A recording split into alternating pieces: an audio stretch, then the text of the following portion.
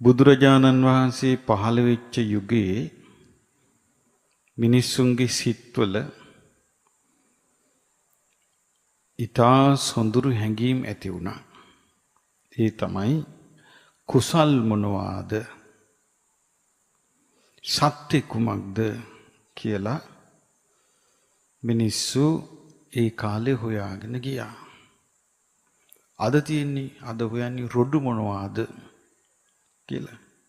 ඒ කියන්නේ එතකොට අර කුණු රොඩු හොයන යුගයේ හැමතැනම හොයන්නේ මිනිසුන්ගේ රොඩු. ඒ කාලේ හේවේ සත්‍ය මොනවාද? කිං සච්ච ගවේසි සත්‍ය මොනවාද කියලා හොයනවා. කුසල් මොනවාද කියලා හොයනවා. එතකොට සත්‍ය මොනවාද කුසල් මොනවාද කියලා හොයද්දී රොඩු මොනවාද කියලා හොයද්දිත් ඒකේ වෙනසක් නැද්ද? වෙනසක් තියෙනවා.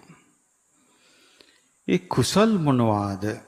කිං කුසල ගවේසි සත්‍ය කුමක්ද කියලා හොයපු යුගයේ තමයි අපගේ ශාස්ත්‍රුන් වහන්සේ පහළ වුණේ. ඒ කාලේ මිනිසයන්ට ඊටාම පහසුවෙන් වටහා ගැනීමේ හැකියාව තිබ්බා. ඒ කාලේ මිනිස්සු අහන දේවල් ඇසීම් මාත්‍රයකින් අවසන් වුණේ නැහැ. ඒ කියන්නේ අහන දේවල් ඔවුන්ගේ සිත් තුළට කිඳා බසිනවා. ඊළඟට ඒ අහන දේවල් ඔවුන්ට අවබෝධ වෙනවා. ඒ අහන දේවල් වලින් ඔවුන් ප්‍රතිඵල නෙලා ගන්නවා. එතකොට මේ බඳු යුගයක নানা ප්‍රකාර මිනිස්සු හිටියා. නමුත් මේ මිනිසයන් තුළ අර අපි කියාපු මේ සත්‍ය කුමක්ද කුසල් කුමක්ද කියලා අවංකව සොයන අදහස ඔවුන්ගේ සිත් තුළ දැල්වි තිබුණා. පහන දැල්වෙනවා වගේ ඔවුන්ගේ සිත් තුළ ඒ දැල්වෙමින් තිබුණා සත්‍ය දැකීමේ ආශාව.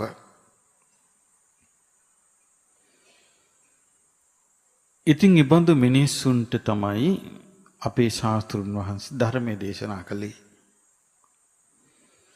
අද අපි ඒ එක් දහමක් අසන්ටයි මේ සූදානම් වෙන්නේ.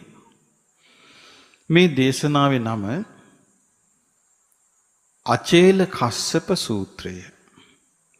මේ දේශනාව තියෙන්නේ සංයුත්ත නිකායේ දෙවෙනි කොටසේ.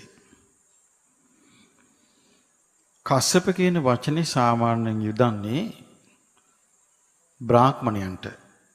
ඒ කියන්නේ ගෝත්‍රයක් තියෙනවා. බ්‍රාහ්මණ ගෝත්‍රයක් තියෙනවා කාශ්‍යප කියලා. එතකොට මේ කාශ්‍යප ගෝත්‍රයෙන් ආපු තවුසෙක් අචේල කස්සප කියන්නේ එක තාපසයෙක්. අචේල චේල කියන්නේ වස්ත්‍ර. න චේල අචේල වස්ත්‍ර නැති තාපසෙක්. එතකොට ඒ කාලේ ඒ තාපසවරු සමහරු හිටියා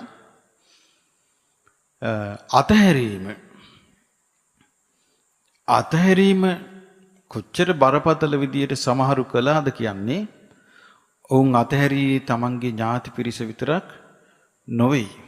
ඔවුන් අතහැරියේ තමන්ගේ ගෙවල් දොරවල් ධන ධාන්‍ය නෙවෙයි. ඒ පමණක් නොවේ. ඔවුන් තමන්ගේ වස්ත්‍රත් අතහැරියා.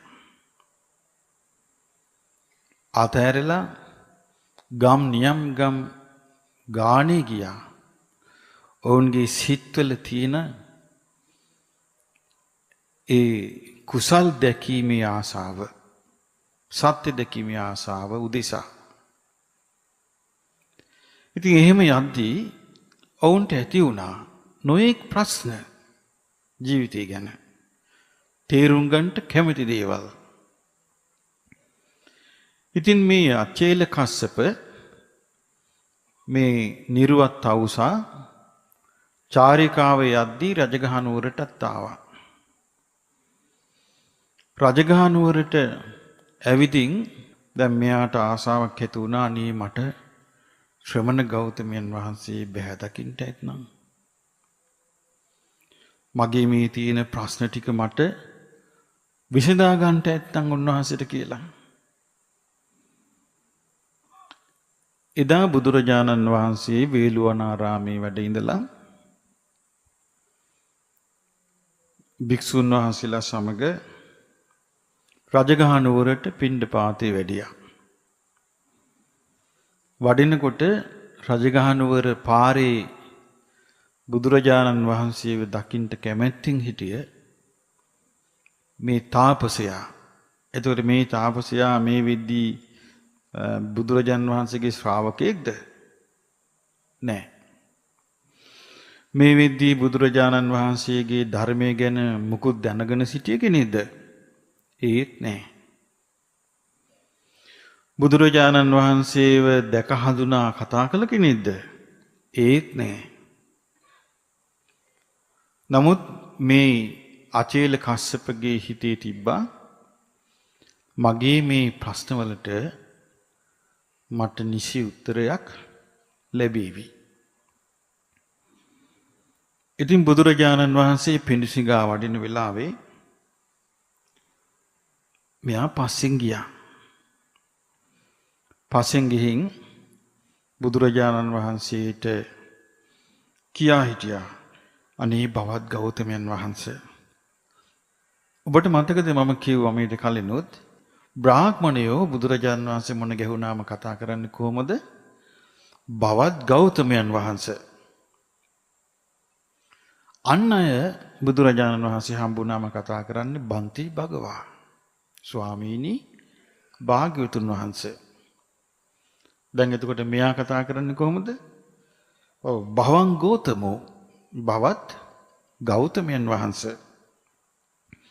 ඉතින් කියනවා අනේ බවත් ගෞතමයන් වහන්සේ මට පුංචි කාරණාවක් අහන්න තියෙනවා.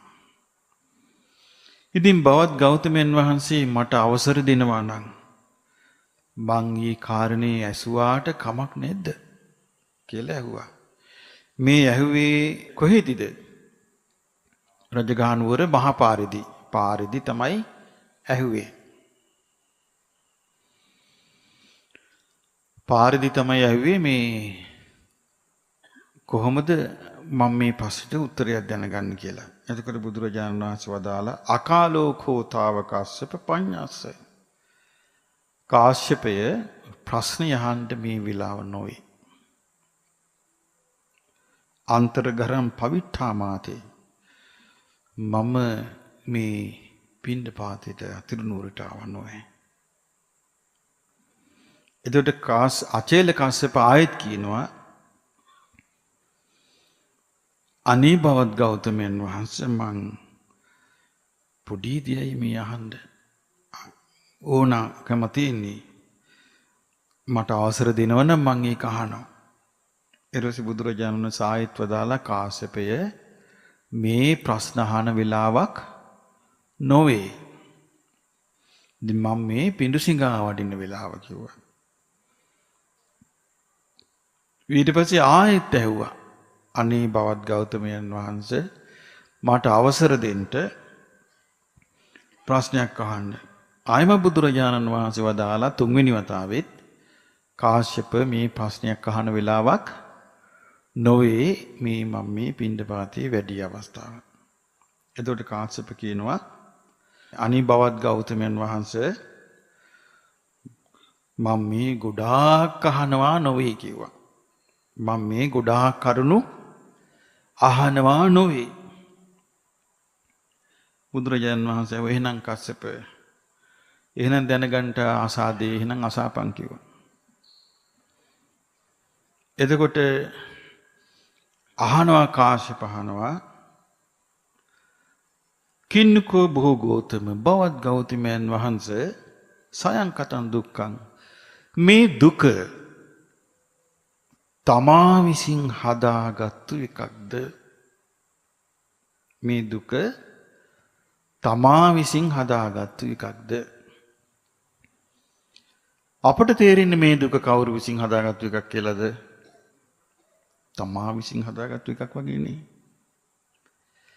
ඇයි මේකේ තමා කියලා කියන කොටසෙත් යම් කිසි දෙයක් මේකේ තියෙනවා. ඒ කියන්නේ දැන් බලන්න බුදුරජාණන් වහන්සේ මෙතනදී උත්තර දෙන්නේ ඍජුවම ඔහුගේ අවබෝධයටයි.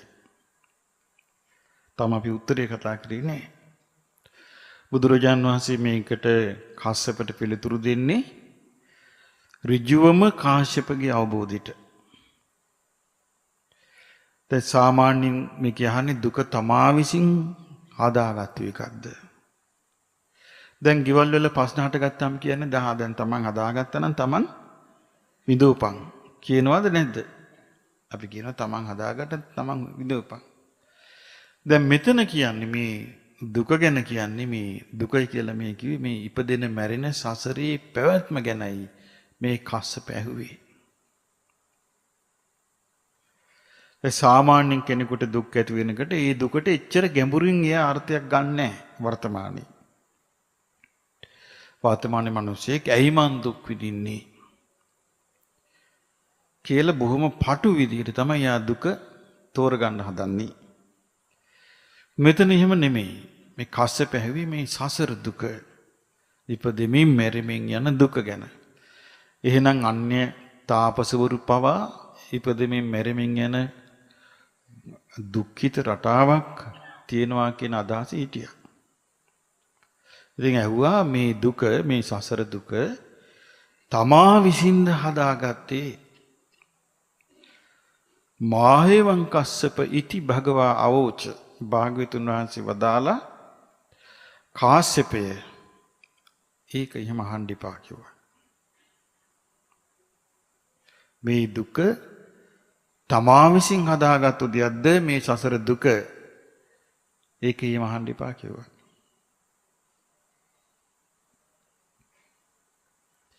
ඊට පස්සේ අහනවා කිම බවත් ගෞතමයන් වහන්සේ එහෙමනම් මේ සසර දුක අනුන් විසින් හදාපු එකක්ද? දැන් තමන් විසින් හදාගත්තු සංසාරයක්ද කියලා යහුවේ. එතකොට බුදුරජාන් වහන්සේ ඒකට දීපු උත්තරේ මොකද්ද? එහෙම අහන්න එපා කස්සප. ඊළඟට ඇහුවා එහෙමනම් බවත් ගෞතමයන් වහන්සේ අනුන් විසින් හදාපු දුකක්ද? මාහේවං කස්සපාති භගවා අවෝච. භාගතුන් වහන්සේ වදාලා කස්සප එහෙම අහන්නත් එපා. එහෙනම් අර මේක ගැඹුරින් බලද්දී ඇතුළාන්තයෙන් බලද්දී මේ ප්‍රශ්න වලට නෙමෙයි උත්තරේ තියෙන්නේ. දැන් ඇහුවේ මොකද්ද බුදුරජාණන් වහන්සේගෙන් මෙයා අහපු පළවෙනි එක මොකද්ද? මේ සසර දුක තමා විසින් හදාගත්තාද? ඒක බුදුරජාණන් වහන්සේ වදාලා කාශ්‍යප ඕක අහන්න එපා. ඊට පස්සේ ඇහුවා එහෙමනම් බවත් ගෞතමයන් වහන්සේ මේ සසර දුක වෙනත් බාහිර කෙනෙක් විසින් හදාපු එකක්ද? වෙනත් බාහිර දෙවි කෙනෙක්, බාහිර බ්‍රහ්මයෙක්, බාහිර කවුරු හරි කෙනෙක් හදාපු එකක්ද? මාහේවං කස්සප. කස්සපය ඕක අහන්නත් එපා කියලා කිව්වා. දැන් එතකොට පළවෙනි එකට උත්තරය ලැබුණාද? නෑ, ඒක අහන්න එපා කිව්වා.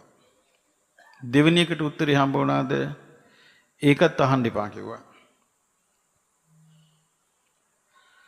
එතකොට අහනවා එහෙමනම් බවත් ගෞතමයන් වහන්සේ මේ සසර දුක තමාත්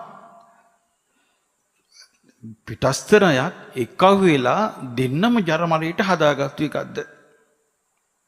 තමා තවුල් වෙලා පිටස්තරය තවුල් වෙලා හදාගත්තු එකක්ද මේ සංසාර දුක? කාශ්‍යපේ ඕක අහන්නත් එපා.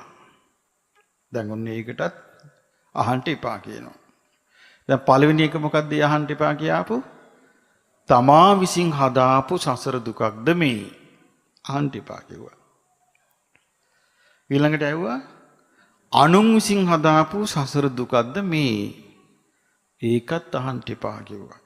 ඊට පස්සේ තමාත් අනුනුත් එකතු වෙලා හදාගත්තු සංසාර දුකක්ද මේ? ඒකත් අහන්න එපා කිව්වා. මේක හරි දාර්ශනික දේශනාවක්. බොහොම ගැඹුරු අති මනරම් දේශුමක්. මේකේ තියෙනවා බුදුරජාණන් වහන්සේගේ ශාස්ත්‍රත්වයේ හරි ලස්සනට. ඊට පස්සේ අහනවා එහෙනම් දැන් මෙයාට අහන්න තියෙන අන්තිම ප්‍රශ්නෙත් අහනවා දැන්. එහෙනම් බවත් ගෞතමයන් වහන්සේ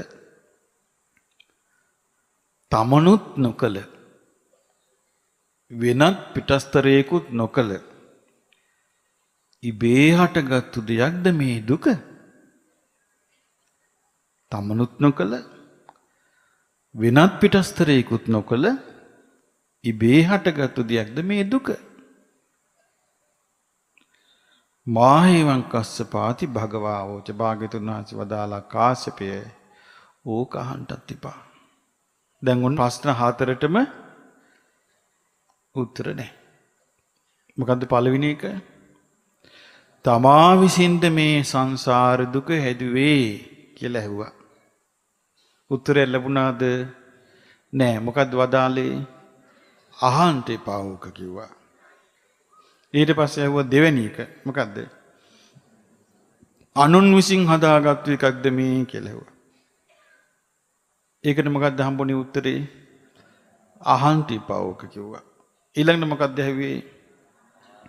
තමා විසින් අනුන් විසින් එකතු වෙලා හදාගත්තු දෙයක්ද මේ දුක? ඒකට මොකද්ද උත්තරේ? ඒක අහන්නත් එපා කිව්වා. ඊට පස්සේ එහි තමාත් නොකල අසයංකාරං අනුනුත් නොකල අපරංකාරං ඉබේ හටගත්තු අදිච්ච සමුප්පන්නං ඉබේ හටගත්තු එකක්ද එහෙනම් මේ දුක? ඒකට මොකද්ද බුදුරජාණන් වහන්සේ වදාළේ? ඒකත් අහන්න එපා කිව්වා. දැන් මට අහන්න දෙයක් නැහැ. ඊළඟ එක ඇහුවා. කින්නකෝ භෝගෝතම නත්ති දුක්ඛන්ත කිම බවත් ගෞතමයන් වහන්සේ. එහෙනම් මේ සසර දුක කියලා එකක් නැද්ද? ඔන්න ඇහුවා. ඊළඟ උත්තරේ ප්‍රශ්නේ ඇහුවා. එහෙනම් මේ සසර දුක කියලා එකක් නැද්ද? නකෝ කස්සප නත්ති දුක්ඛං කාශ්‍යපය දුක නැතුව නොවේ. අත්තිකෝ කස්සප දුක්ඛං කාශ්‍යපය සසර දුක තියෙනවා. සසර දුක නැතුව නොවේ. සසර දුක තියෙනවා. එහෙනම් ඔබට මට අපට සසර දුක තියෙනවා. එහෙනම් අපට බුදුරජාණන් වහන්සේගෙන් ඇහුවට මේ උත්තරේ හම්බ වෙන්නේ නැහැ. මොකද්ද? මේ දුක මා විසින් කරාපු එකක්ද? ඒ උත්තරේ නැහැ. ඊළඟට වෙනත් කෙනෙකුන් විසින් කළාද? ඒ උත්තරේ නැහැ. ඊළඟට තමයි වෙනත් කෙනෙකුගේ හවුලේ කළාද? ඒ උත්තරේ නැහැ. ඊළඟට තමා කළෙත් නැතුව වෙන කෙනෙකුත් කළේ නැතුව ඉබේ හටගත්තද? ඒ උත්තරේ නැහැ. ඊළඟට ඔන්න අපිට එනවා ඊළඟ ප්‍රශ්නේ. මොකද්ද? එහෙනම් දුකක් නැද්ද? අන්න උත්තරය ආවා. මොකද්ද උත්තරේ? දුක නැතුව නොවේ. දුක තියෙනවා. ඊළඟට අහනවා කස්සප එසේනම් බවත් ගෞතමයන් වහන්සේ දුක දන්නේ නැද්ද? දුක දකින්නේ නැද්ද? බවත් ගෞතමයන් වහන්සේ දුක දන්නේ නැද්ද? දුක ගැන දන්නේ නැද්ද? දුක පේන්නේ නැද්ද කියලා ඇහුවා. ඊට පස්සේ කියනවා කාශ්‍යපය මම දුක නොදකින කෙනෙක් නෙමෙයි. මං දුක නොපෙනෙන කෙනෙක් නෙවෙයි. කාශ්‍යප මම දුක දන්නවා. මට දුක පේනවා. ඔන්න උත්තරය ලස්සන උත්තරයක්. මොකක්ද ආවේ? කාශ්‍යප මන් දුක නොදකින කෙනෙකුත් නෙමෙයි. නොදන්න කෙනෙකුත් නෙමෙයි. දුක නොපෙනෙන කෙනෙකුත් නෙමෙයි. මම දුක දන්න කෙනෙක්. මට දුක පේනවා. මම දුක පේන කෙනෙක්.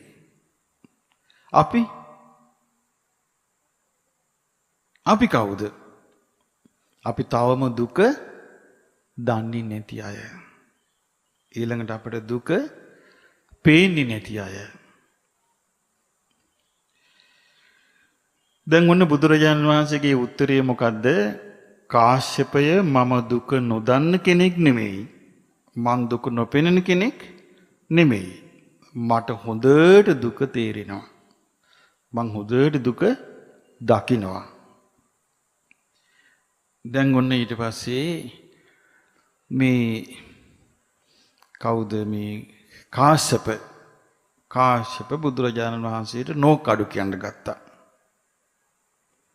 මේ බලන්න කියන්න හදන නෝකඩු. අනේ බවත් ගෞතමයන් වහන්සේ මං ඉස්සෙල්ලාම ඔබ වහන්සේගෙන් ඇහුවා මේ දුක තමා විසින් කරපු දෙයක්ද තමා විසින්ද මේක හදාගත්තේ කියලා. එතකොට ඔබ වහන්සේ මට කිව්වා මේක අහන්න එපා කියලා. ඊට පස්සේ බවත් ගෞතමයන් වහන්සේ මං ඔබ වහන්සේගෙන් ඇහුවා මේ දුක අනුන් විසින් බාහිර පුද්ගලයෙක් විසින් කරාපු දෙයක්ද? ඒකටත් ඔබ වහන්සේ උත්තර දුන්නා ඒක අහන්න එපාය කියලා. ඊට පස්සේ මං ඇහුවා ඔබ වහන්සේගෙන් බවත් ගෞතමයන් වහන්සේ එහෙනම් මේක තමයි අනුනුයි හවුලේ එකතු වෙලා හදාපු එකක්ද මේ දුක? තමයි අනුනුයි හවුල් වෙලා හදාපු එකක්ද? ඒකටත් ඔබ වහන්සේ මට කිව්වේ මොකද්ද කිව්වේ? අහන්න එපා කියලයි. ඊට පස්සේ මං ඇහුවා ඔබ වහන්සේගෙන් බවත් ගෞතමයන් වහන්සේ එහෙනම් මේ දුක තමාත් නොකරපු තමා කළෙත් නැති පිටස්තර කෙනෙක් බාහිර කෙනෙකුත් කරපු නැති ඉබේ හටගත්තු එකක්ද කියලා ඇහුවා. ඒකටත් ඔබ වහන්සේ කිව්වා කාශ්‍යපය ඕක අහන්නත් එපාය කියලා. ඊට පස්සේ මං ඔබ වහන්සේගෙන් ඇහුවා එහෙනම් බවත් ගෞතමයන් වහන්සේ මේ ලෝකේ දුක කියලා එකක් නැද්ද? එතකොට ඔබ වහන්සේ මට කීවා දුක නැතුවා නොවේ දුක තියෙනවා. ඊට පස්සේ මං ඔබ වහන්සේගෙන් ඇහුවා මොකක්ද ඇහුවේ ඊට පස්සේ? ඔව් මේ දුක ඔබ වහන්සේ දන්නේ නැද්ද? ඒ දුක පේන්නේ නැද්ද? එතකොට ඔබ වහන්සේ කීවා කාශ්‍යපයේ මං දුක නොදන්නා කෙනෙක් නොවේයි නොපෙනෙන කෙනෙක් නොවේයි මට දුක හොඳට දැනෙනවා මට හොඳට පේනවා. අනේ ස්වාමීනි මට තේරෙන්නේ. ඊට පස්සේ කියනවා අනේ බවත් ගෞතමයන් වහන්සේ මට මේ දුක ගැන කියා දෙනු මැනව. බලන්න කොච්චර ලස්සනද කියලා. අද අපි ළඟට ඇවිල්ලා අපිට එවන ලියුම් කෙලවරක් නෑ. තමන්ගේ දුක කියලා ඔක්කොම විමුක්තිය ගැන නෙමෙයි තියෙන්නේ. ගෙවල් වල ප්‍රශ්න. අපිටත් විසඳන්න බැරි ඒවා. මේක කියනවා ආචික්ඛතු මේ බන්තේ භගවන් ගෝත් බන්තේ භගවන් එතනදී විනාශ කළා මෙයා. ගෝතම කතාව අතහැරලා. මෙයා කියනවා ආචික්ඛතු මේ බන්තේ භගවා දුක්ඛං ස්වාමීනි භාග්‍යවතුන් වහන්සේ මට මේ දුක ගැන පවසනු මැනව. දේශේතු මේ බන්තේ භගවා දුක්ඛං ස්වාමීනි භාග්‍යවතුන් වහන්සේ මට දුක ගැන දෙසනු මැනව. පින් පිරිච්ච මිනිසු එලිවෙල්ලෙන් ගියත් එතනට ගිහින් තියෙන්නේ කොහොමද? පින් පිරිච්ච මිනිසු සලු පොලි වලින් වහාගෙන ගියත් වැඩක් නෑ මැටි මෝලක්. බලන්න පින් පිරීලා ගියේ මිනිස්සෙක් මේ. මේකේ අන්තිමට තියෙනවා යාට වෙච්ච සුන්දර ඉරණම. පිනෙන් පිරුණු මිනිස්සෙක් මේ එළිවෙලින් ගියාට. එතකොට බුදුරජාණන් වහන්සේගෙන් අහනවා අනේ ස්වාමීනි භාග්‍යවතුන් වහන්සේ මට මේ දුක ගැන කියා දෙනු මැනව. දැන් ඔන්න බුදුරජාණන් වහන්සේ මේ වෙද්දී එයා ගැන සම්පූර්ණ වාර්තාව උන්වහන්සේ දන්නවද නැද්ද? සියල්ල දන්නවා. ඒ උන්වහන්සේ ඉන්ද්‍රිය පරියත්ත ඥාණයෙන් ආශ්‍යානුසේ ඥාණයෙන් ඒ පුද්ගලයා දිහා බලනවා. කාශ්‍යප දිහා බලනවා. බලද්දි පේනවා අතීත සංසාරේ විමුක්තිය උදෙසා යා කරපු කැපවීම. අතීත සංසාරේ විමුක්තිය සඳහා කායිකවත් මානසිකවත් වාචසිකවත් ඔහු කළ කැපවීම. ඒ කැපවීමෙන් ලැබූ පින්බලේ බුදුරජාණන් වහන්සේට පේනවා. බුදුරජාණන් වහන්සේ බොහොම ලස්සනට අර ප්‍රශ්නවල තියෙන අවලංගුභාවය කලින් ඇසූ ප්‍රශ්නවල වළංගු නැතිකම විස්තර කරලා දෙනවා. කියනවා කාශ්‍යප තමා විසින් දුක කළා කියන දෘෂ්ටිය තමා විසින් හදාගත්තු එකක් කියලා යම්කිසි මතයක් ආවොත් මතයක් ගත්තොත් මේ සංසාරේ පැවැත්ම තමා විසින් හදාගත්තා කියලා මතයක් ගත්තොත් ඒ කිව්වේ මම කියලා තමන් කියලා මතයක් ගත්තොත් ඒකේ තියෙන්නේ සෝ කරෝති සෝ පටිසංවේදේති. ඔහු කරයි ඔහු විඳි. ඒ කියන්නේ තමා කියලා කෙනෙක් කරනවා තමාම විඳිනවා. බුදුරජාණන් වහන්සේ වදාලා මේක ආවහම ඒක ශාස්වතයි. ශාස්වතයි කියලා කියන්නේ ඒක දිගින් දිගටම යන එකක්. ඒක දිගින් දිගට නොවෙනස් මේ දෘෂ්ටිය ගෙනියන එකක්. ඒකට විසඳුමක් නැහැ. ඒ තමා විසින් මේක කළා කියලා ඒ තමාව හොයාගන්න පුළුවන් දෙයක්. එකකින්වත් හොයාගන්න බෑ. එතකොට මේ තමා විසින් කරපු එකක් තමා විසින් විඳින එකක් කියලා ගත්තොත් මේ දුක තමා කළා කියලා ගත්තොත් එයා හිතනවා මේක සදාකාලිකවම ගෙනියනවා කියලා. ඒක Tamanට කියලා විසඳ ගන්න බෑ මේක. ඊළඟට තියෙනවා අනුන් විසින් මේ දුක කළා කියන දෘෂ්ටිය ආවොත් අඤ්ඤෝ කරෝති අඤ්ඤෝ පටිසංවේදේති. අන්නේ කරයි අන්නයෙක් විඳි. ඒ කියන්නේ වෙනත් කෙනෙක් කරන්නේ වෙනත් කෙනෙක් විඳින්නේ. දැන් ඕවනේ දැන් ලෝකේ තියෙන ආගම් ලෝකේ වැඩිපුර තියෙන්නේ මේ දෙවෙනි එකට තමයි ආගම් තියෙන්නේ. වෙන කෙනෙක් තමයි යාව කරන්නේ වෙන කෙනෙක් තමයි විඳින්නේ. අඤ්ඤෝ කරෝති වෙන කෙනෙක් කරයි. අඤ්ඤෝ පටිසංවේදීයති තව කෙනෙක් විඳි. එතකොට මේ වේදනාව විඳවන්නේ වෙන කෙනෙක් නම් එයා හිතනවා මගේ මේ වේදනාව අසවලා කරාපු එකක්. කිසියම් දෙවි කෙනෙක් විසින් දීපු එකක්. යම් කායික වේදනාවක් ඇද්ද ඒක බාහිර දෙවියෙක් දීපු එකක්. යම් මානසික වේදනාවක් ඇද්ද ඒ වේදනාවත් බාහිර දීපු එකක්. එතකොට හිතනවා එහෙනම් මේ වේදනාව මගේ මේ ජීවිතෙන් පස්සේ මට නැහැ කියලා උච්ඡේදයට මරණින් මත්තේ මේ වේදනාව මේ දුක නැතුව යනවා. මරණින් පස්සේ මේ දුක නැතුව යනවා. මේ දුක උච්ඡේදයටපත් වෙනවා. මේ දුක නැතුව යනවා කියලා ඒ අදහසකට එනවා කියනවා. ඒ මොනින්ද ගොඩක් අය කල්පනා කරන්නේ ඔය අනුන් විසින් මැව්වා කියන අය. බුදුරජාණන් වහන්සේ වදාලා කාශ්‍යප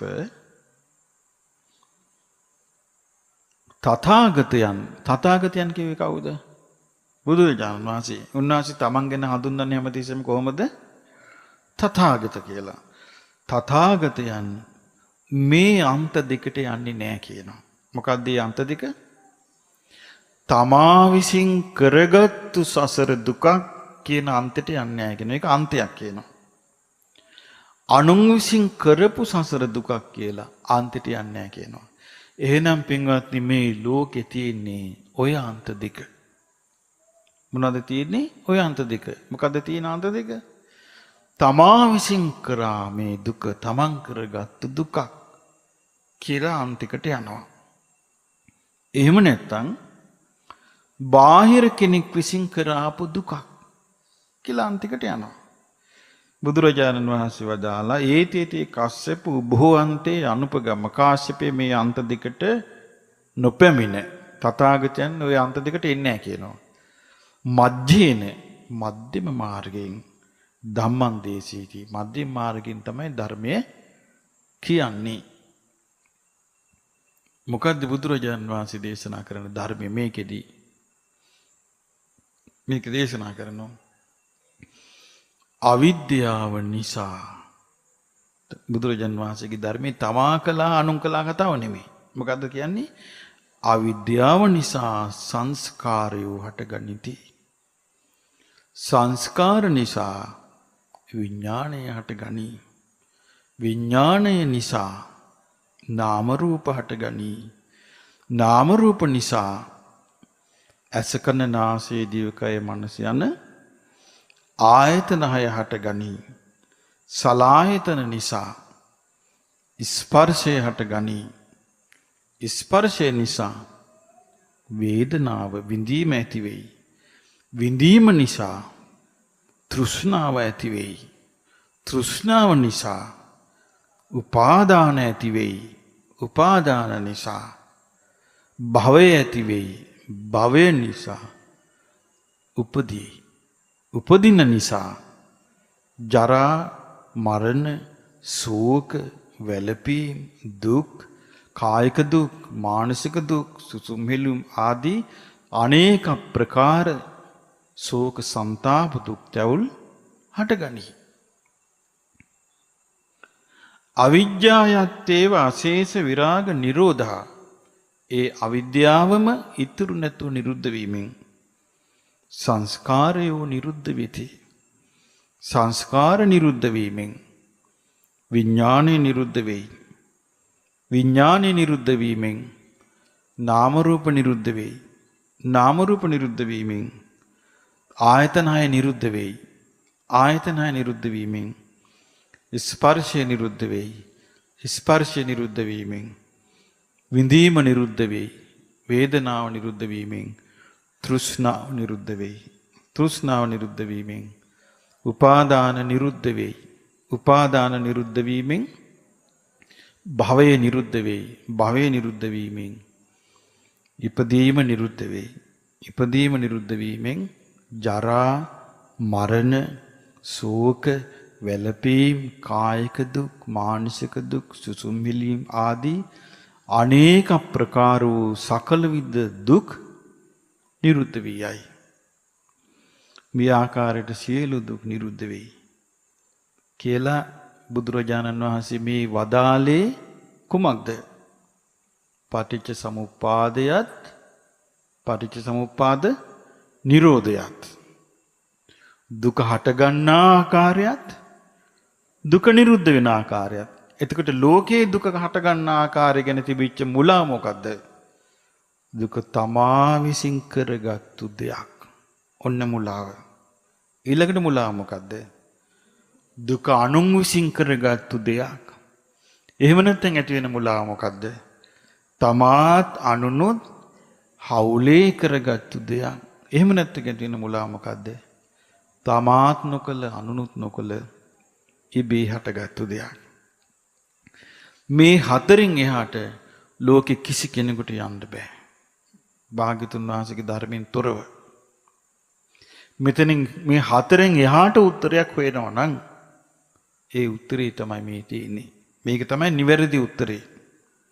අයි අර උත්තර හොයන්න ගියොත් බුදුරජාණන් වහන්සේ වදාලා එක්ක වැටෙනවා සාස්වතේට. සාස්වත කියන්නේ සදාකාලික පැවැත්මක් ඇත්තේය කියන දෘෂ්ටියට වැටෙනවා.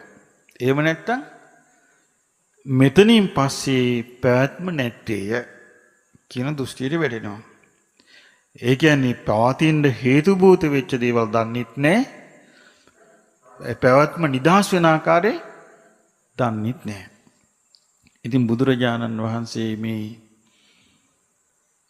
පටිච්ච සමුප්පාදය ගැන වදාලාට පස්සේ අචේල කස්සප දැන් බලන්න මේ තාපසයා දැන් ඔබට මැවිලා පේනවා ඇති බුදුරජාණන් වහන්සේ රජගහනුවර වීදියේ හිටගෙන ඉන්නවා. උන්වහන්සේට වැඳගෙන මේ නිර්වත් තාපසෙක් ඉන්නවා. මේ තාපසයා මේ අහන්නේ මේ පෙරුම් පිරු කෙනෙක් මේ එන හැටි බුදුරජාණන් වහන්සේ ගාවට ඇවිල්ලා කියනවා තේරුණා යාට. එයාට තේරුණා. එයා කියනවා අභික්ඛන්තම් බන්තේ ස්වාමීනි අතිමනහරයි. අභික්ඛන්තම් බන්තේ ස්වාමීනි අතිමනහරයි. ස්වාමීනි නිකුජ්ජිතං වා උක්කුජ්ජිය යටට හරවා තිබ්බ දෙයක් උඩට හැරෙරුවා වගේ. පටිච්චන්නං වා විවරෙය්‍ය වැසී තිබූ දෙයක් ඇරලා පෙන්නුවා වගේ. මූලස්වා මග්ගං ආචික්කෙය්‍ය මම්මුලා වූ කෙනෙකුට හරි පාර පෙන්නුවා වගේ. අන්ධකාරේවා තේලපජ්ජෝතං ධාරී චක්කුමන්තෝ රූපානි දක්ඛින්තිති.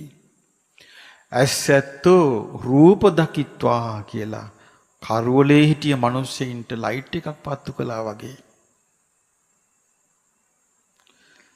කියන භාග්‍යවතුන් වහන්සේ මට ධර්මයේ වදාලා.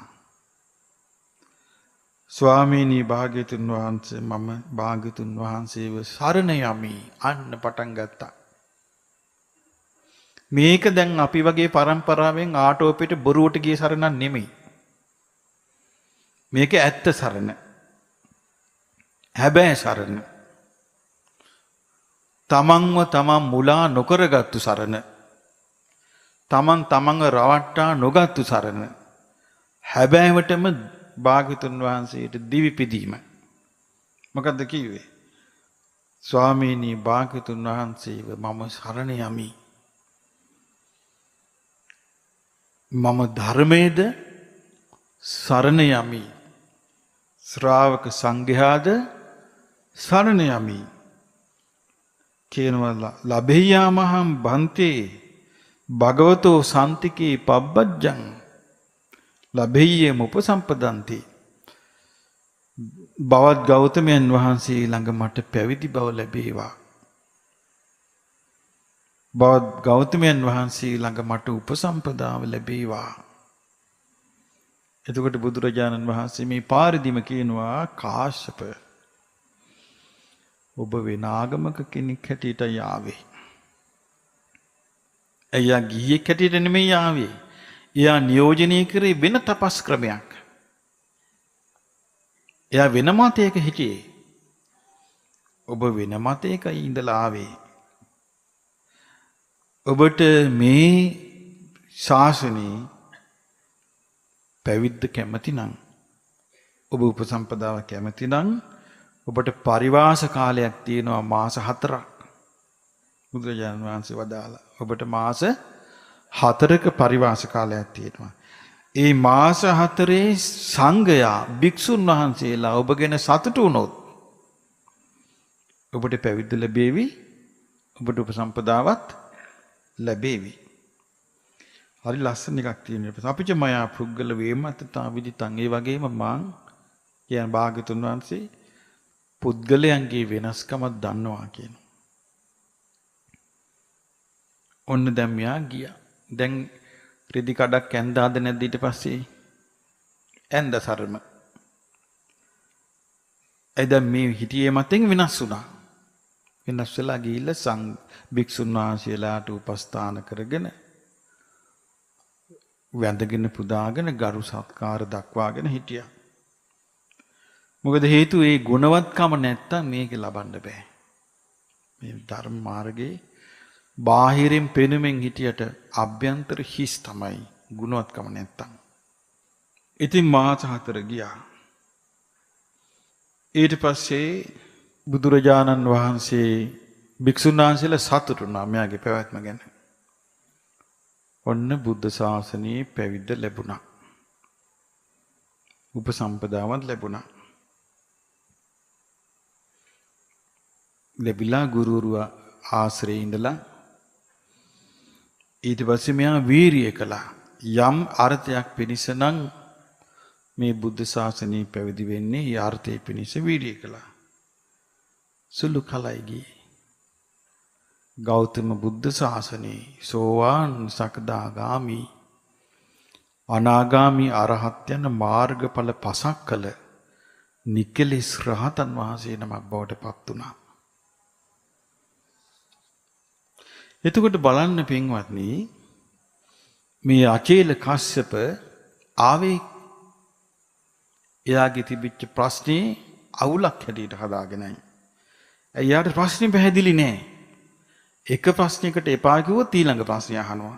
ඊළඟ ප්‍රශ්නේ එපා කිව්වොත් නමුත් පැහැදිලි නෑ. නමුත් එයාට තිබුණා ඉවක්.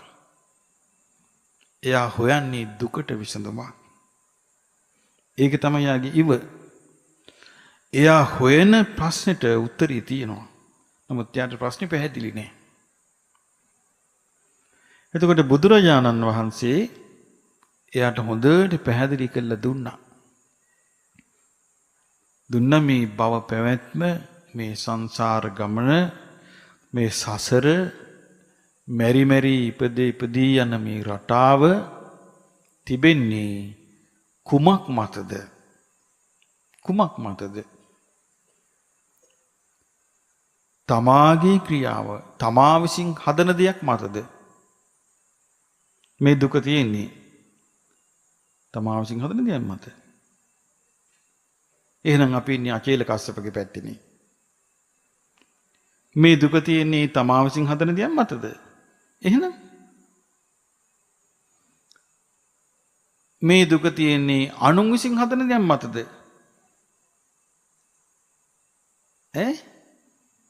එහෙනම් මේ දුක තියෙන්නේ තමයි අනුන් කරන හවුල් එකෙන්දක්ද? එහෙනම් මේ දුක ඉබේ හටගත් එකක්ද? එහෙනම් මේ දුක පටිච්ච සමුප්පන්නං. මේක කොමෙකින් හටගත් එකක්ද? පටිච්ච සමුප්පාදයෙන් උපන්න දුකක්. හේතු ප්‍රත්‍ය ධර්මයකින් උපන්න දුකක්. මේකට බුදුරජාණන් වහන්සේ වදාරනවා ධර්මතාවය කියලා. ධර්මතාවය කියලා කියන්නේ අපි කියනවා මේ බාහිර වැස්ස, ගස් කොළන්, ගෙඩි, ඍතු විපර්යාස ආදියට අපි කියනවා නමක්. මොකක්ද ඒ කියන්නේ? සෝභා දහම, ස්වාභාවික ධර්මතාවය. අපි වට මොකක්ද කියන්නේ? ස්වාභාවික ධර්මතාවය. ඒ කියන්නේ දැන් අපි ගත්තොත් ගහක ඒ ගහට කියනවාද අපි මේ ගෙඩි හැදෙන කාලේ දැන් ගෙඩි දියන්.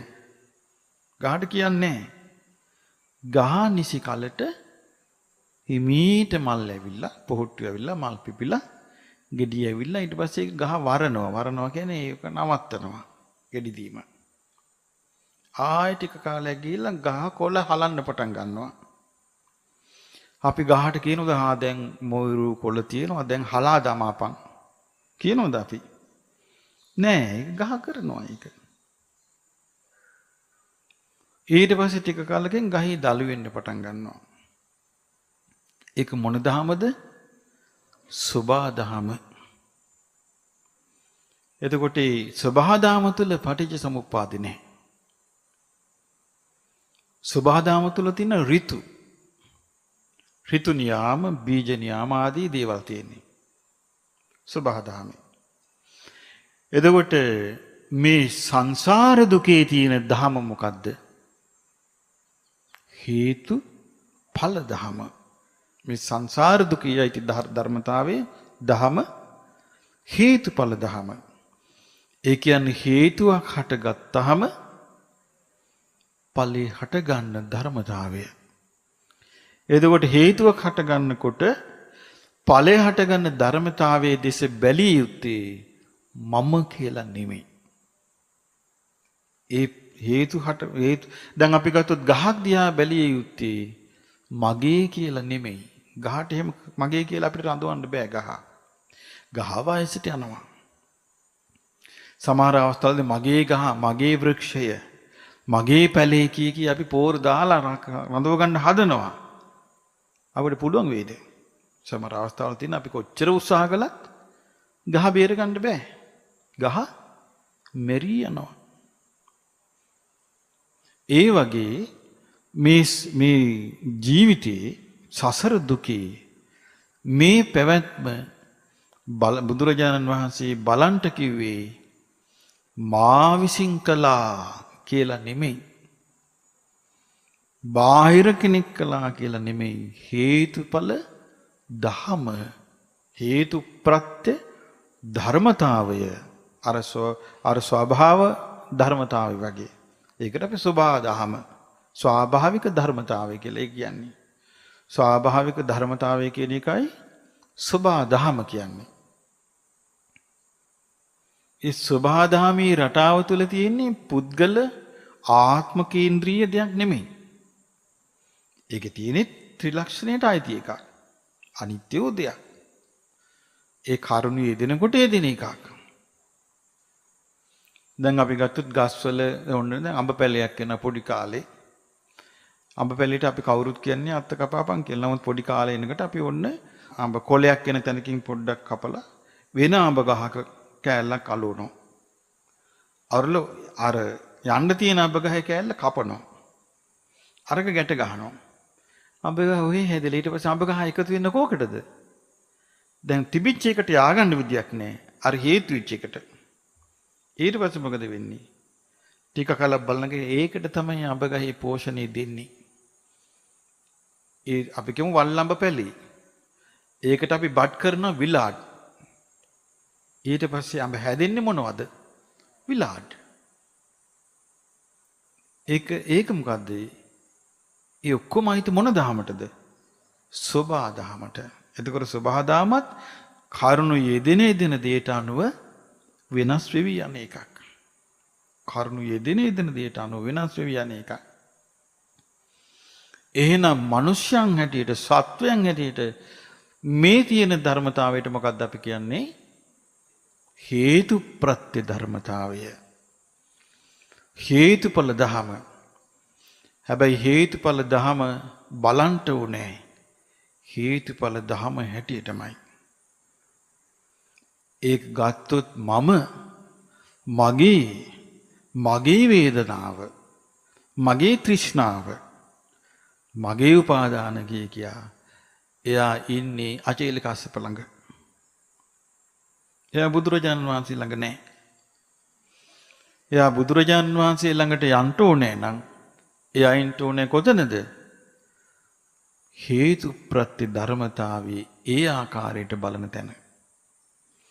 එතකොට බුදුරජාණන් වහන්සේ වදාලා අවිද්‍යාව නිසා සංස්කාර හට ගන්නවා. සංස්කාර නිසා විඥානය හට ගන්නවා. එතන බලන්න කිව්වේ මම නිසා අසවල් දේ හට ගන්නවා. මම නිසා අසවලා නිසා අසවල් දේ හට ගන්නවා කියලා නෙවෙයි. දැන් අපි ගත්තොත් සමහර මිනිස්යන් ඉන්නවා කල්පනා කරන්න උන ලෙඩ වෙනවා. මං ඊට පස්සේ ආ හිතන්නේ මොකද්ද? දෙවි කෙනෙක් විසින් තමන්ව ලෙඩ කළා. තමන්ට ලාභයක් ලැබෙනවා. හිතන්නේ කොහොමද? දෙවි කෙනෙක් විසින් තමන්ට ලාභයක් දුන්නා. තමන්ට දරුවෝ හැටියට කෙල්ලම 5ක් ලැබෙනවා. එතකොට කියනවා මට හම්බුණා මේ වගේ ඩ්‍රයිවර් කෙනෙක් දවසක් ඉන්දියාවේදී. මම නිකන් ඇහුවා කොහොමද දැන් ගෙදර පවුලේ කී දෙනෙක්ද කියලා. අනේ මට දෙවියෝ කෙල්ලොම 10ක් දුන්නා කිව්වා. ඒක කෙල්ලෝ 10 දෙවියෝ දීලා. එතකොට ඒ විදිහට කල්පනා කරන මිනිසයා ඒ තමන්ගේ ජීවිතයේ සියලු ගැටලු විසඳන්න හදන්නේ ඒ කෝණයෙන් නේද? ඒ කෝණයෙන් විසඳන්න යන්නේ. ඒ වගේ මේ ලෝකෙ මිනිස්සු මම කිව්වේ ඒකයි අපි තෙරුවන් සරණ ගිය පමණින් අපි තමන්ව හඳුනා ගන්න පිරිසක් බවට පත් වෙන්නේ ඒ බුදුරජාණන් වහන්සේ වදාළ කෝණයෙන් බලනකම් තමන්ට ප්‍රශ්නේ පේන්නේ. දැන් බලන්න අචේලකට ප්‍රශ්නේ පෙවුනද? අචේලක කියන්නේ කලින් ගිහි ජීවිතය ගත කරපු බ්‍රාහ්මණ වංශික කෙනෙක්. දැන් ඔන්න ඔක්කොම අතහැරලා තපස් ක්‍රමයකට ගියා. ගිහිල්ලා දැන් ඉතින් ඇඟේ නූල් පොටක් නැහැ. දැන් ඔය රස්තියාදී වෙවි පාරක් ගාන යනවා මේ ප්‍රශ්න වලට උත්තර හොයාගෙන. හරි තමන් එහෙම වුණා කියලා තමන්ට ප්‍රශ්නෙට උත්තරේ හම්බ වුණාද? නෑ. තමන් හිටියේ ප්‍රශ්න ගොඩේ විතරයි. උත්තරේක හිටියේ නෑ. ඒ වගේ අපිත් මේ ධර්මයේ හරියට තේරුම් ගන්නකම් අපිට ඉන්න තියෙන්නේ ප්‍රශ්න ගොඩේ තමයි. උත්තරේ නෑ. එතකොට උත්තරේ ලැබිච්ච දවසට තමයි අපිට විසඳුම තියෙන්නේ. ඉතින් අපගේ ශාස්ත්‍රඥ වහන්සේ බොහොම ලස්සනට කිව්වා මේ සංසාර දුක තමන් හැදූ දෙයක් කියලා ගන්න එපා කිව්වා. මේ සංසාර දුක තමා විසින් හැදූ දෙයක් කියලා ගන්න එපා කිව්වා. ඒක ගත්තොත් මොකද වෙන්නේ? තමන් නම් මේක හදා තියෙන්නේ. එහෙනම් ඒක විසඳ ගන්න තියෙන්නේ කවුද? තමාමයි. ඒක කරගන්න තමන්ට බෑ. මොකද ඒක සාමාන්‍යයෙන් මේක අපි ඉගෙන ගන්න ඕනේ. දැන් මේ බුදුරජාන් වහන්සේගේ ධර්මයේ ගැඹුරට යද්දී මේ සම්මුති විනිවිද යනවා. සම්මුති තියෙනවනේ. සම්මුති තමයි දෙවියන්, බ්‍රහ්මයන්, මනුෂ්‍යයන්, ස්ත්‍රීන්, පුරුෂයන්, භික්ෂු, භික්ෂුණී, උපාසක, උපාසිකා, මම, අපි මෙය මොනවද? ව්‍යවහාරයේ තියෙන පැවැත්මට අදාළ මූලික දේවල්. හැබැයි අවබෝධය කරා යනකොට ඒක විනිවිද යනවා. විනිවිද යනකොට ඒ පැවැත්මට අදාළ දේවල් වල රැඳී ඉන්නේ. ඒකේ මූල ස්වභාවය හොයනවා. ඒ මූල ස්වභාවය හොයන්නේ ප්‍රඥාවෙන්. පැවැත්මට අදාළ රටාවේ මූලික ස්වභාවය හොයනවා. ආන්ගේ මූලික ස්වභාවය තමයි මේ හේතු ප්‍රත්‍ය ධර්මය කියලා කියන්නේ. අවිද්‍යාව නිසා සංස්කාර හට ගන්නවා. මෙන්න මේ පැවැත්මට අදාළ මූලික ස්වභාවයක්, මූලික ධර්මතාවයක්. සංස්කාර නිසා විඥානය හට ගන්නවා. මේ පැවැත්මට අදාළ මූල ධර්මයක්. විඥානය නිසා නාම රූප හට ගන්නවා. මේ පැවැත්ම තුල තියෙන, මේ පැවැත්මේ ක්‍රියාත්මක වෙවි තියෙන මූල ධර්මයක්. ඒ නාම රූප නිසා ඇස, කන, නාසය, දිව, කය, මනස කියලා හයක් ඇති වෙලා තියෙනවා. මේ පැවැත්මට අදාළ මූල ධර්මයක්. මේක අපි මමය, මා විසින් කරන ලද්දේය, අනුන් විසින් කරන ලද්දේ කියලා ගත්තොත් ඒ මූල ධර්මයක් හොයන කෙනෙක් නෙමෙයි. විසඳුමක් හොයන කෙනෙක් නෙමෙයි. සාමාන්‍ය එකපාරටම මිනිස්යාට විසඳුමට යන්නත් බෑ. හැබැයි මිනිස්යා කවදා හරි විසඳුමකට යන්නේ නැතුව යාට සැනසෙල්ලකුත් නැහැ. දැන් අපි ගත්තොත් මෙහෙම වර්තමානයේ මිනිසෙක්, එහෙම නැත්නම් ඉස්සරිටු මිනිසෙක් බුදුරජාණන් වහන්සේ කෙරේ ලොකු පැහැදීමක් ඇති කරගන්නවා. හැබැයි මේක ගැඹුරට විනිවිද දැකලත් නැහැ. නමුත් ලොකු පැහැදීමක් ඇති කරගන්නවා බුදුරජාණන් වහන්සේ නම් මේ පැවැත්මෙන් නිදහස් වෙලා ලෝකෝත්තර භාවයට පත් වෙච්ච, මේ ලෝකෙන් ඈතර වෙච්ච, මේ ලෝකෙට ආйти නැති ශාස්ත්‍රුන් වහන්සේ කියලා පැහැදීමක් ඇති කරගන්නවා. දැන් මේ පැහැදීමේ ඇති කරගන්නේ කොහොමද? මම කියලා තමන් ගැන හිතලා මම ශාස්ත්‍රුන් වහන්සේ කෙරේ පහදිනවා. එතන පහදින්නේ මූල ධර්මයක් ගැන නෙමෙයි කතා කරන්නේ. විවහාරයේ තියෙන ශ්‍රේෂ්ඨ දේවල් ගැන. දැන් බුදුරජාණන් වහන්සේ කියන්නේ විවහාර ලෝකයේ ඇති ශ්‍රේෂ්ඨම උත්තමයා නෙමෙයිද? ශ්‍රේෂ්ඨම කෙනා ගැන පැහැදීම ඇති වෙනවා. ඒතර මෙයා මේ සිතේ පැහැදීම ඇති කරගෙන දැන් මෙයා සිල් රකිනවා. සිල් රැකීමේදී යා කරන්නේ මම මේ සීලේ සමාදන් වෙමි කියලා ගන්න එකක්ද කරන්නේ? නාම රූප ප්‍රත්‍යයෙන් විඥානේ ඇති වෙයි කියලාද? මොකද්ද කරන්නේ? මම මේ සීලේ සමාදන් වෙමි. ඊට පස්සේ යාට හිතෙනවා බුදුරජාණන් වහන්සේගේ ධාතුන් වහන්සේලා තැන්පත් කළ චෛත්‍යයක් හදන්න. ඔන්න චෛත්‍යයක් හදනවා. දානි දෙනවා සංඝයා වඩම්මලා. මේ ඔක්කොම කරගෙන කල්පනා කරනවා අනේ මටත් මේ දුකින් නිදහස් වෙන්න මේවා උදව් වේවා. ඊළඟට එයාට දුකට අයිති දේවල් ගැනත් ඉගෙන ගන්නවා. ඒ අතරේ දේශනාවල තියෙනවා මනුස්ස ලෝකේ මෙහෙම දුකයි. නිරේ මෙහෙම දුකයි. പ്രേත ලෝකේ මෙහෙම දුකයි. තිරිසන් අපායේ මේ විදිහට දුක් තියෙනවා.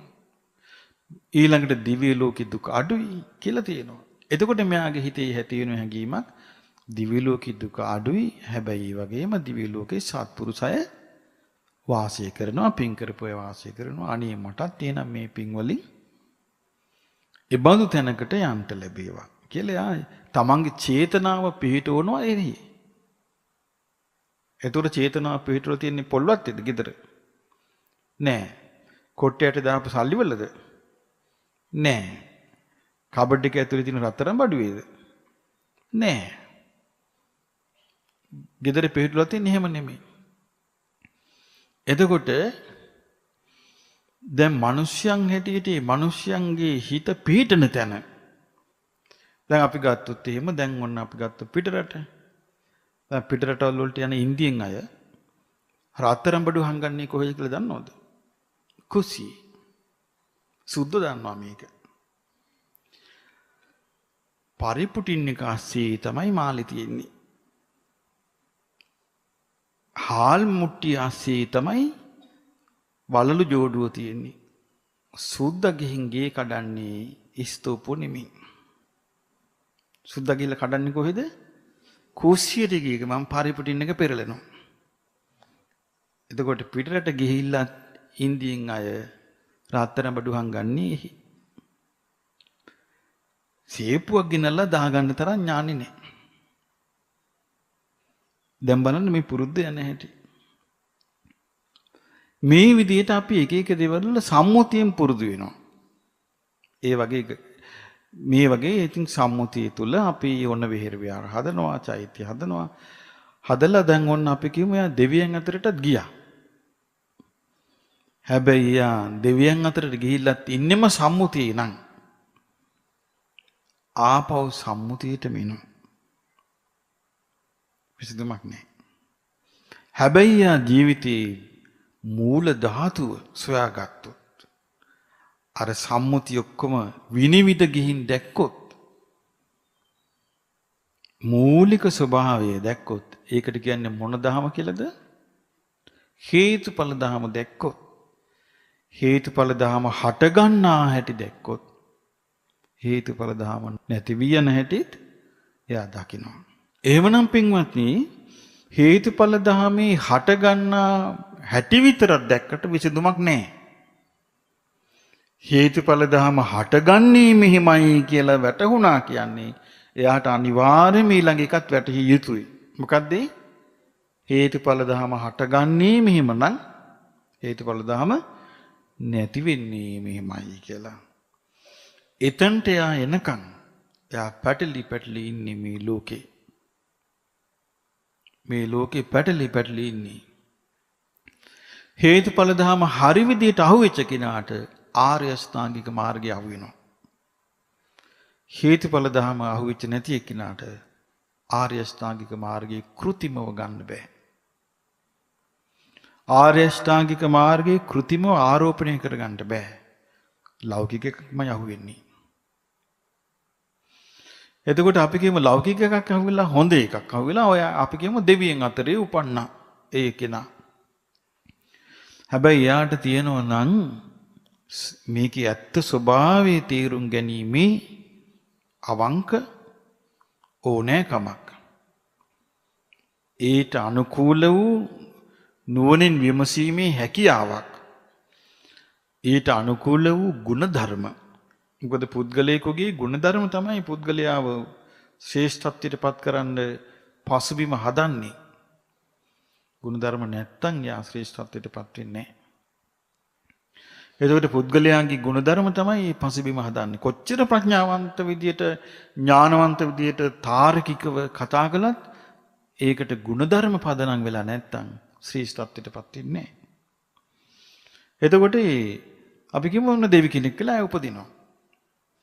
උපන්නාට පස්සේ ඔන්න මාර්ගඵලලාභී දෙවිවරුන්ගේ කතාව අහගෙන ඉන්නවා.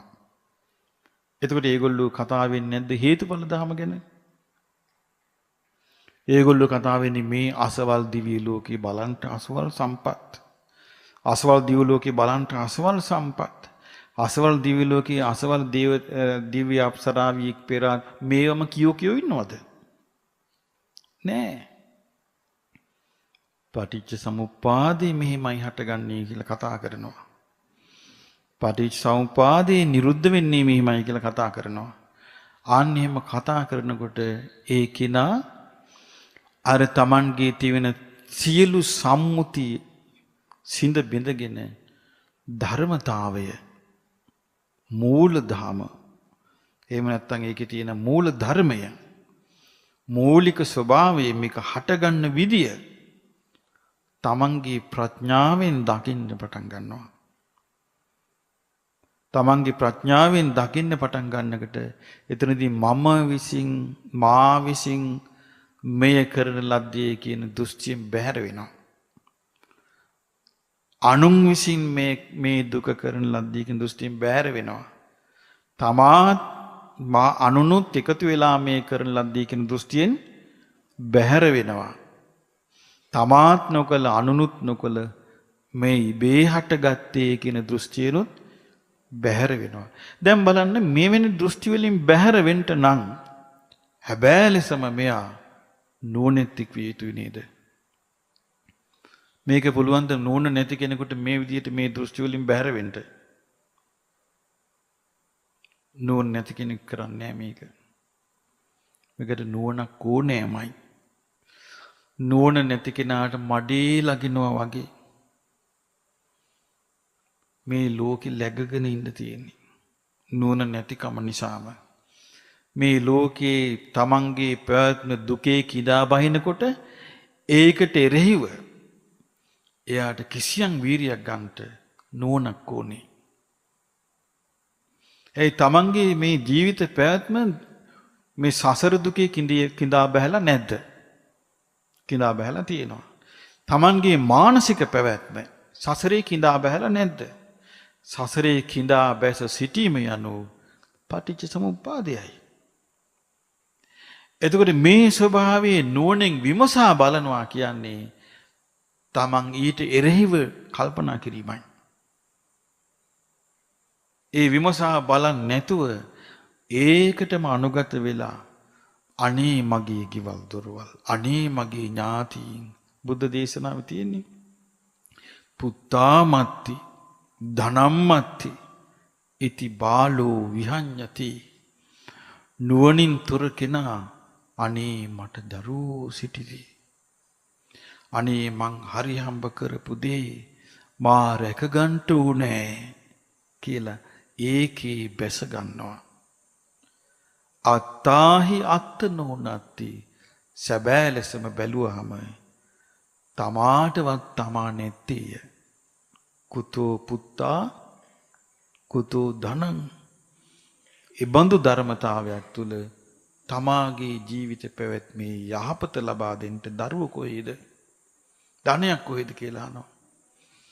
ධනේ නිසාම මරණයට පත්වෙච්ච අය කොච්චරද සත්තු වෙච්ච? ධනේ නිසාම මරණයට පත් වෙලා බහිරව වෙලා අවුරුදු ලක්ෂ ගණන් ඇති බැල්ම හෙලාගෙන. ධනේ නිසාම තමන්ගේ භූමි ප්‍රදේශයෙන් යාගන්න බැරුව නොඑක් සත්ව ආත්ම ලබා ඉන්නවා. දරුවෝ නිසාම പ്രേත ආත්මයට ගිහිල්ලා ළමයින්ගේ ඇඟවල වලට මාරු වෙවි ඉන්නවා. යන්න බෑ. ඇයි යන්න බැරි? අර විනිවිද දකින්ට හේතුඵල ධම දකින්ට තමන්ගේ කල්පනාව සකස් වෙලා නැහැ. දැන් බලන්න මේ අචේල කස්සප ආවා. පාරේ ආවදුවගෙන අනේ මට ප්‍රශ්නයක් තියෙනවා. බවත් ගෞතමයන් වහන්සේ මට මේ ප්‍රශ්නේ කියා දෙන්න. බුදුරජාණන් වහන්සේ ආහා දැන් එහෙනම් වාඩි වෙන්න දැන් මං කියන්නම් කිව්වද? නෑ බුදුරජාණන් වහන්සේ මොකද්ද වදාළේ? කාශ්‍යප මේ ප්‍රශ්න අහන වෙලාවක් නෙමෙයි මම මේ නගරයට ආවා පින්ඩපාතයට කිව්වා. අන්තිමට කිව්වා අනේ බවත් ගෞතමයන් වහන්සේ මම මේ ගොඩාක් විස්තර අහනවා නොවේ. මම මේ පුංචි කාරණයක් අහන්න කිව්වා. ආයෙනම් අසාපන් කිව්වා. දැක්කද යසු කාරණේ ගියපු ලස්සන විසඳුම ගියපු තාලේ. බුදුරජාන් වහන්සේ දේශනා කළ නැද්ද මේ ධර්මයේ තියෙන කාටද? නුවණැත්තාට, ප්‍රඥාවන්තයාටයි. එතකොට ප්‍රඥාව කියන එක මේ ඉබේ පහළ වෙනකන් කල්පනා කරාට ලෝකෙ ලැබෙන්නේ නැහැ. සෑම දෙයකම අරගලයක් තියෙනවා. මිනිසියෙකුට කුඹුරෙත් අරගලයක් තියෙනවා. ඒ වල් මොකද හැම කුඹුරේ ගොයන් කපලා ඉවර වෙච්ච ගමන් ඒ කුඹුර ලෑස්ති නෑ ඊළඟ වගාවට. ඊට එරෙහිව වල් හට ගන්නවා. ඊට එරෙහිව නොඒක ආකාරයේ ඒ තමන්ගේ වීයට නුසුදුසුත් ගස් කොළන් ඒ කුඹුරේ හට ගන්නවා. එතකොට ගොවියා නියර ගාවට ගිහිල්ලා බලාගෙන ඉන්නවා ඉබේ කුඹුර හැවෙනකන්. ඉබේ කුඹුර පෝරු ගෑවෙනකන් කවදාවත් වෙයිද? ගොවියා ඊට එරෙහිව අරගලයක් කළ යුතුයි. ඒ අරගලේ ප්‍රතිඵලය තමයි වල් නැසී යාම. ඒ අරගලේ ප්‍රතිඵලය තමයි කුඹුර මඩවීම. ඒ අරගලේ ප්‍රතිඵලය තමයි කුඹුර පෝරු ගැසීම. ඒ අරගලේ ප්‍රතිඵලය තමයි කුඹුරට වී ඉසීම. වතුර බැඳීම. ඒ සෑම දෙයක්ම කරන්න ඕනේ. අපි විමුක්තිය සඳහා අපේ කයින් වචනේ මනසින් අරගලයක් නොකර අපි බලාපොරොත්තු වෙලා ඉන්න ඔටෝ නැත්නම් ඉබේ ප්‍රඥාව පහළ වෙනකන් ඊට පස්සේ අපි කියනවා අනේ වැඩක් නැහැ කරගන්න බෑ. අපි කිමු කුඹුරක් දිහා මිනිස්සු බලන් ඉන්නවා. වීරිය තියෙන මිනිස්සු ඊළඟ පැත්තේ කුඹුර වගා කරනවා.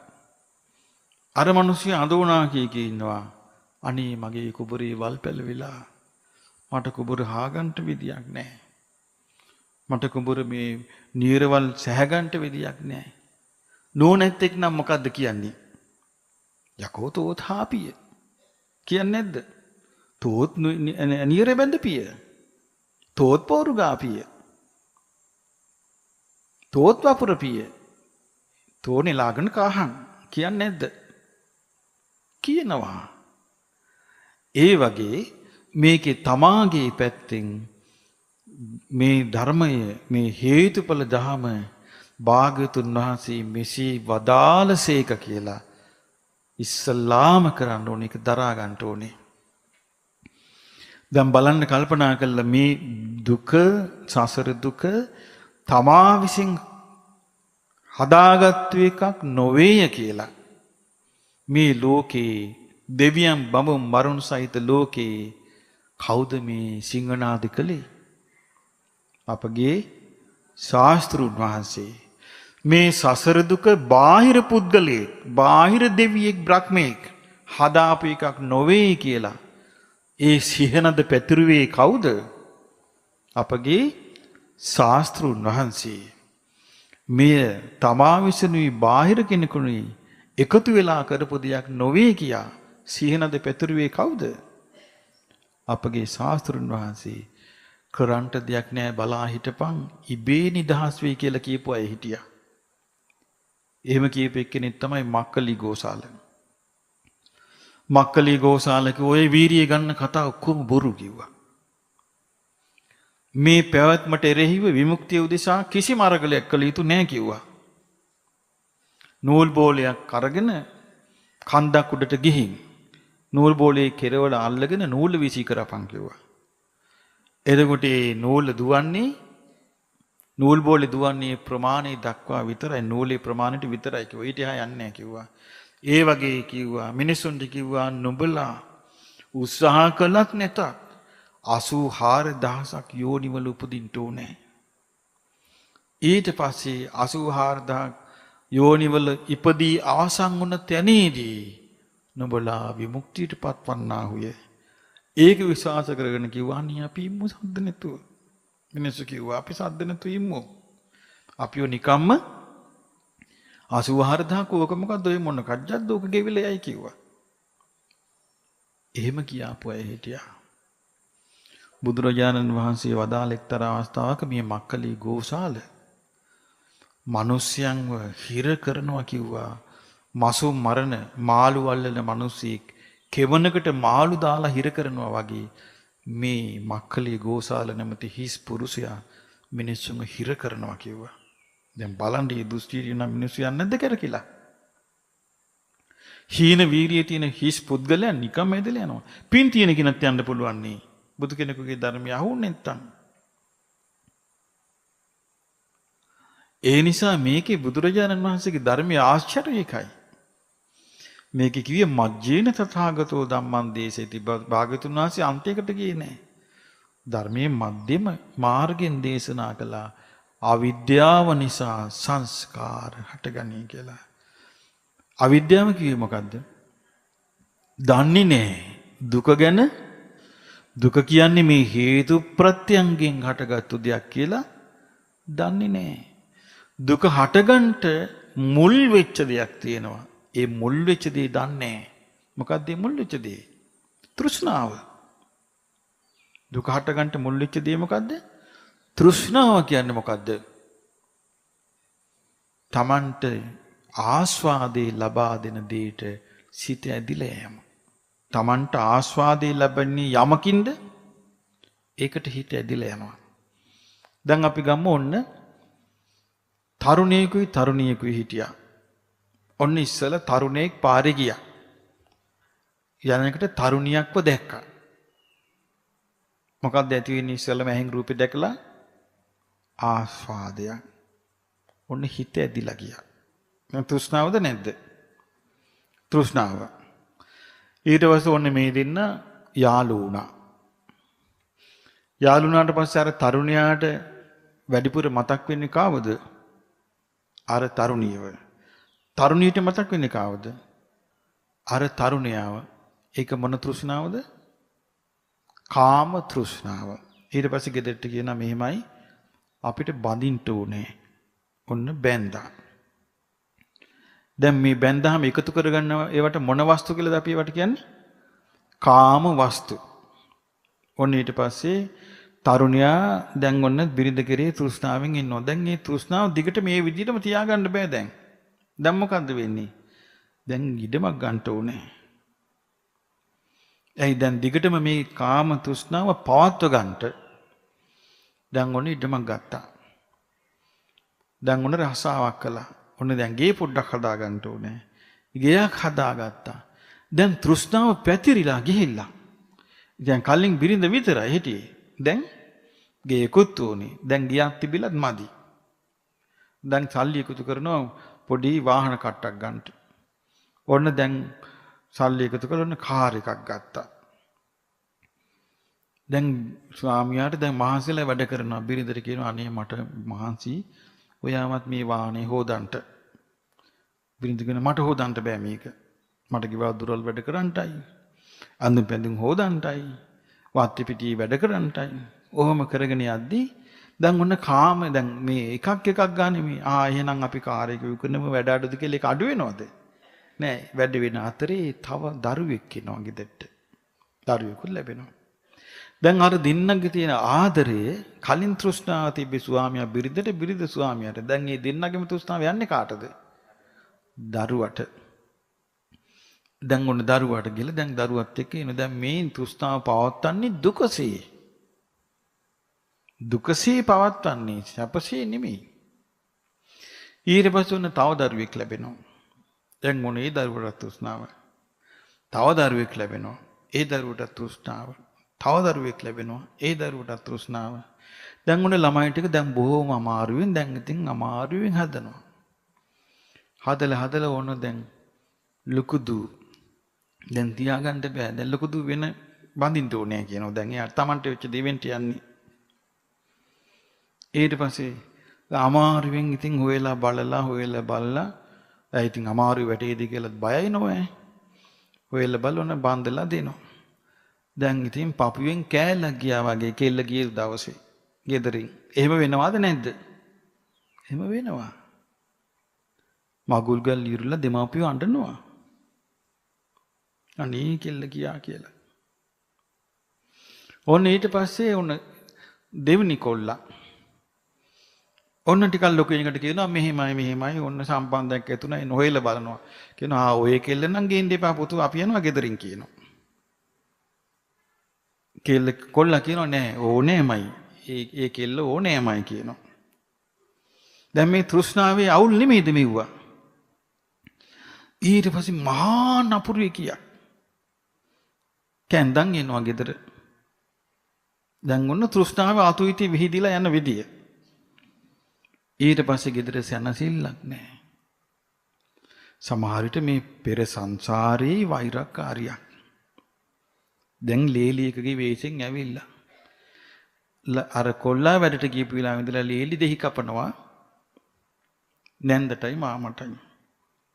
මෙවුන්ටත් මට උයන්ට වෙලා මං කොහොම කරන්නද බිව්වා. ගෙවල් දොරලත් ගන්නත් ඕනේ.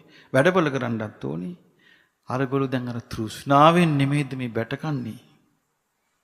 තෘෂ්ණාවෙන් බැටකන්නේ. ඔහම වෙලා මේගොල්ලන්ට දැන් පුතා කෙරෙහි ආදරය ඇති කරගන්නත් බෑ. දැන් පුතාට කරුණ කියනවා. කියන පුතේ මේ ඔයා මේ ගත්තු කෙනා ඔයා හදාගන්න මේ නෝනව හදාගන්න කියනවා. දැන් පුතා ගන්නේ කාගේ පැත්තද? නෝනාගේ පැත්ත. පුතා නෝනා කියනවා අපිට බෑ මෙයා මේ ගෙදර ඉන්න මේ නාකියන් මණ්ඩිට ඉන්න දෙන්න අපි යන් වෙනම ගියක් අරන්. ගරහලා යනවා වෙනම ගියක් අරන්. ඔන්න ඒගොල්ලෝ තයින් වුණා. දැන් අරගොල්ලන්ගේ ආදරය දිගටම තියාගන්නත් බෑ. උන්දෙලත් දැන් නාකි වෙනවා. ඔන්න නාකි වෙන අතරේ තෘෂ්ණාව තියේදී අර දරුවන්ගේ දරුවෝ ලැබෙනවා මුණුබුරෝ. දැන් මේගොල්ලන්ට තෘෂ්ණාව පවත්තන්න තියෙන්නේ එච්චරයි තැන. කොහෙද? මුණුබුරෝ මිනිබිරියෝ ළඟයි දැන් තෘෂ්ණාව නැවතිලා තියෙන්නේ. දැන් චූටි ළමයි හුරුතල් කරනකොට ඒකේ ඉඳලා අර දුක් දුම්නස් ඔක්කොම වසා ගන්නවා. මෙතනින් එහාට අනේ මේ පටිච්ච සමුප්පාදයක් නොවේ. මේ හේතුඵල ධමයක් නෙවෙයි කියලා දන්නේ නැහැ. හිතන්නේ මේ මා විසින් කරපු දුකක්ය. මේ අසවලා කළ දුකක්ය කියලා ඒ දුකේම කිමිදෙනවා. එතනින් එහාට යන්න බෑ. හිත ඇතුලේ හිටිනවා හරි. අපේ මම මේ දුකසේ හදපු දේවල් මම ඔය කොල්ලට උගන්නන්නට කොච්චර මහන්සි වුණාද? අපි කොච්චර දුක් විඳාද මේ ළමයින්ට උගන්නන්නට? දැන් මේ පිටස්තරේ කීයක් ඇවිල්ලා අපිව පාලනය කරනවා. මේ හිත ඇතුලේ තියාගෙන වෛර ක්‍රෝධ තියාගෙන ඉඳලා මම එන්නම් පල්ලි ගන්නට කියලා ඕන් ටිකක් කල් යනකොට හැබැයි මේ ඉන්නේ මා විසින් දුක කළාය නැත්තම් අනුන් විසින් දුක කළාය කියලා. නමුත් වෙන්නේ මොකද්ද? හේතුඵල ධහම. දැන් මේ වගේ මේ කොස් ගහ මගේය. මේ අඹ ගහ මගේය. මේ දෙල් ගහ මගේය. මේ පොල් ගහ මගේය කියනවා. නමුත් පොල් ගහ දන්නවද ඒක? දෙල් ගහ දන්නවද ඒක? ඒක ගහට අයිති ධර්මතාවී වැඩෙනවා. ඒ වගේ මේ මගේය මේ අසවලාගේ කියලා අපි කිව්වට ඒක ඇහැදන්නේ නැහැ. ඇහි තියෙන්නේ නාම රූප ප්‍රත්‍යයෙන් හටගන්නේ නැහැ. මේ මගේ දුකේ කිව්වට වේදනාව දන්නේ නැහැ. වේදනාවේ තියෙන ස්පර්ශයෙන් හටගත්තු විඳීමක්. ඉතින් මේ සියල්ල තුල් ඒ ධර්මතාවය දන්නේ නැතුව අර තෘෂ්ණාවම එක එක රූපෙන් පවත්වනවා. දුකට හේතුව පවත්ව දුකෙන් නිදහස් වීම බලාගෙන ඉන්නවා. දුකෙන් නිදහස් වීම නැහැ. මේක ගිලෙනවා. මඩ වගුරේ ගිලිනවා වගේ ගිලි ගිහිල්ලා මරණින් මත්තේ එක්ක සතෙක් වෙනවා. ඒ තෘෂ්ණාවමයි. දුකයි දුකට හේතුවයි. දන්නේ නැහැ මේ හේතුව නැති කරපු ගමන් දුක නැති වෙනවා කියලා. හේතුව නැති කරපු ගමන් දුක නැති වෙනවා කියලා දන්නේ නැහැ. දුක්ඛ නිරෝධය දන්නේ නැහැ. මේ තෘෂ්ණාව නැති වෙච්ච ගමන් දුකෙන් නිදහස් වෙනවා කියලා දන්නේ නැහැ. අර දුකටම ආසා කරනවා. ඊට පස්සේ දන්නේ නැහැ මේක නැති කරගන්නේ කොහොමද කියලා. දුක්ඛ නිරෝධ ගාමිනී පටිපදා දුක් නිරුද්ධ වන්නා වූ ප්‍රතිපදාව දන්නේ නැහැ. දුක් නිරුද්ධ වන්නා වූ ප්‍රතිපදාව දන්නේ නැහැ. නොදන්නා නිසා එක එක ක්‍රමයට ගිහින් පලි ගහනවා අනේ මගේ මේ දුක නැති වේවා මට අරකගෙන් හරි කරදරයි ඕක නැති වේවා. එතකොට බලාපොරොත්තු වෙන්නේ තමන්ගේ දුකට අදාළ අර පුද්ගලයා නැතුණාම තමන්ගේ දුක නැති වෙනවා. මේ විදිහට අර දුක තමා විසින් කරන ලද්දේය නැත්තම් දුක අනුන් විසින් කරන ලද්දේ කියලා නොඑක ආකාරයේ පටලැවිලි ගොඩක ඉඳලා සසරේ යනවා. ඒකට කියන්නේ අවිද්‍යාව. අවිද්‍යාව කියන්නේ මොකද්ද? දුක ගැන දන්නෙත් නැහැ. දුක හටගන්න හේතු වෙච්ච කාරණේ දන්නෙත් නැහැ. ඒ දුක හටගන්න හේතු වෙච්ච දේ නැති වෙච්ච ගමන් දුකෙන් නිදහස් වෙනවා කියලා දන්නෙත් නැහැ. ඒ දුකෙන් නිදහස් වෙන්න මාර්ගයක් තියෙනවා කියලා දන්නෙත් නැහැ. මොකද ඒවා දැනගන්න ඒවා කරා එහෙම යම් කිසි නුවණක් ඕනේ. නුවණයි ගුණයයි එකට තියෙන්නේ. හොඳට මතක තියාගන්න ඒක. අසත්පුරුෂකමයි මෝඩකමයි එකට තියෙන්නේ. සත්පුරුෂකමයි නුවණයි එකට තියෙන්නේ. ඒ කියන්නේ අසත්පුරුෂකමයි කෙලෙහි ගුණේ දන්නේ නැති එකයි මෝඩකමයි ඔක්කොම එකට තියෙන්නේ. එක ගොඩේ. ඒ කියන්නේ කාසියක් අතර ගත්තොත් කාසිය හැම පැත්තක්ම තමන්ගේ අතේ. ඒ වගේ ඔක්කොම එකට තියෙන්නේ. සත්පුරුෂකමයි කෙලෙහි ගුණයි නුවණයි ඔක්කොම එකට තියෙන්නේ. නුවණකාරයෙක් වෙලා අසත්පුරුෂයෙක් වෙනවා කියන එක වෙන්නේ නැහැ. ඊළඟට අසත්පුරුෂයෙක් වෙලා කළගුණ මතක නැහැ කියන එක වෙන්නේ නැහැ. ඒ ඔක්කොම ඒ කියන්නේ නුවණකාරයෙක් වෙලා අසත්පුරුෂයෙක් වෙනවා කියන එක වෙන්නේ නැහැ. අසත්පුරුෂයෙක් වෙලා කෙලෙහි ගුණ මතකයි කියන්නේ වෙන්නේ නැහැ. එහෙනම් සත්පුරුෂයෙක් වෙච්ච ගමන් කෙලෙහි ගුණත් මතකයි ප්‍රඥාවක් තියෙනවා. ඒ ඔක්කොම එකට තියෙනවා. ඒ නිසා මේ අවිද්‍යාව කියන්නේ අර මෝඩකමත් එක්ක මේ පැවැත්ම යන්නේ සම්පූර්ණයෙන්ම සත්පුරුෂ පදනමක නොවේ. ඒක ලාමක රටාවක යන එකක්. ඒක තුළ හොඳ නරක බේරිල්ලක් නැහැ. ඒ වොම වෙලා ඊට පස්සේ මත තමයි සංස්කාර රැස් වෙනවා. Taman නොඑක ආකාරයට කාය සංස්කාර, වචී සංස්කාර, චිත්ත සංස්කාර ආදී වශයෙන් සංස්කාර රැස් වෙලා මේ පැවැත්මට රුකුල් දෙනවා. එතකොට මොකද වෙන්නේ? මේ විඥානයත් එක්ක දැන් විඥානේ තියෙනවනේ. දැන් අපේ විඥානය කියලා අපි කියන්නේ මේ කර්මානුරූපව අපි එක එක්කිනා තුළ පිහිටපු මේ පැවැත්මට අදාළ දැනගැනීමේ ක්‍රියාවලිය. ඒක මේ ආයතන හයේ ක්‍රියාත්මක වෙවි තියෙනවා. දැන් ගහක් වගේ. දැන් අපි මේ මගේ කොස් ගහ, මේ මගේ දෙල් ගහ, මේ මගේ තැඹිලි ගහ, මේ මගේ නවසි ගහ කිව්වට ගහ දන්නේ නැහැ. ගහ තමයි ගහ ඔහේ ගෙඩි හට ගන්නවා, ඔහේ පල හට ගන්නවා. පෝර දැම්මොත් හැදෙනවා, පෝර නැත්තම් වතුර නැත්තම් මැරෙනවා. එහෙම තියෙන්නේ. ඒ ධර්මතාවය තමයි මෙතනක් තියෙන්නේ. එතකොට ඇහැ දන්නේ නැහැ මේ අසවලාගේ ඇහැ කියලා. කය දන්නේ නැහැ මේ අසවලාගේ කය කියලා. සතර මහා ධාතුන්ගෙන් අටක නාම රූප ප්‍රත්‍යයෙන් හටගත්තු කයක් තියෙනවා. ඒ එකතු වෙන දේවල් නෝ කය හැදි යනවා. අනිත් ආයතන හැත් එහෙමයි. මේවා මම මාගේ කියලා යම් කිසි අවස්ථාවක අපිට කවදා හරි දවසක සංසාරේ හටගත්තද දෘෂ්ටියක්, එදා ඉඳලා අපි මේ දෘෂ්ටියෙන් තමයි මේ ඔක්කොම බලන්නේ. ඒ නිසා මොකද වෙන්නේ? ඊට පස්සේ ඔන්න ආයතන හයක් තියෙනවා. ආයතන හයෙන් රූප බලද්දී ස්පර්ශය ඇති වෙලා විඳිනවා. නමුත් මේ විඳීම දන්නේ නැහැ මේ මොකද්ද වෙන්නේ කියලා. සැප සහගත ස්පර්ශයක් කෙනෙකුට සැප විඳීම හට ගැනීම තමයි ඒකේ තියෙන හේතුඵල ධම. දුක් සහගත ස්පර්ශයක් වෙනකොට දුක් විඳීම හට ගැනීම තමයි තියෙන හේතුඵල ධම. විඳීම හට ගන්නකොට අර දෘෂ්ටිගත පුද්ගලයා අර විඳීම ග්‍රහණය කරගන්න බලනවා. සැප නම් සැප ග්‍රහණය කර ගන්නවා.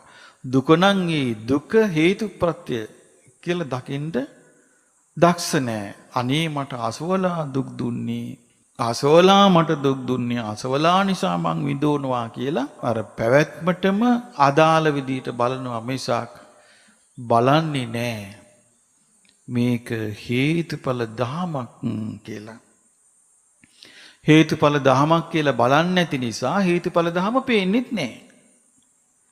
ඒ හේතුඵල දහම හැටියට බලන්න එපා. හේතුඵල දහම පේන්න. හේතුඵල දහම පේන්නේ නැහැ. හේතුඵල දහමක් හැටියට බලන්නේ නැති නිසා. මමයේ මගේ කියකීම බලද්දී ඒකම පේනවා. මෙයා වීරියක් කරන්නේ නැති එක්කෙනාට මේක කිසිම උත්තරයක් නැහැ. මේකේ සංසාරය කියලා කියන්නේ මේ සාමාන්‍ය මේක කොනප්පුටක් නැති මඩ කුහරුවක්. මේකේ ගිලි යනවා. මේකේ එහෙම වීරියක් ගත්තා කියලාත් විසඳුමක් නැහැ. හරි මාර්ගය කහුන් නැත්තම්. අපි කියමු දැන් අන්‍යාගම් වල මේ දුකෙන් නිදහස් වෙන්න කියලා වීරියක් ගන්න අය නැද්ද? ඉන්නවනේ. හරියට තපස් කරන අය ඉන්නවා. උදේ හවස ගඟේ මූදේ බහැලා නාන අය ඉන්නවා. නොඑක් මේ මහා ගිනි ගොඩවල් ගහගෙන ගිනි ගොඩවල් මැද්දේ දුක් විඳින ශරීරයට වද දෙන අය ඉන්නවා. මේ ජීවිතේම දවස පුරාම අත් දෙක උඩට උස්සගෙන යාඥා කරන අය ඉන්නවා. මේ මොකද්ද ඉල්ලන්නේ? දුකෙන් නිදහස් වීමක්.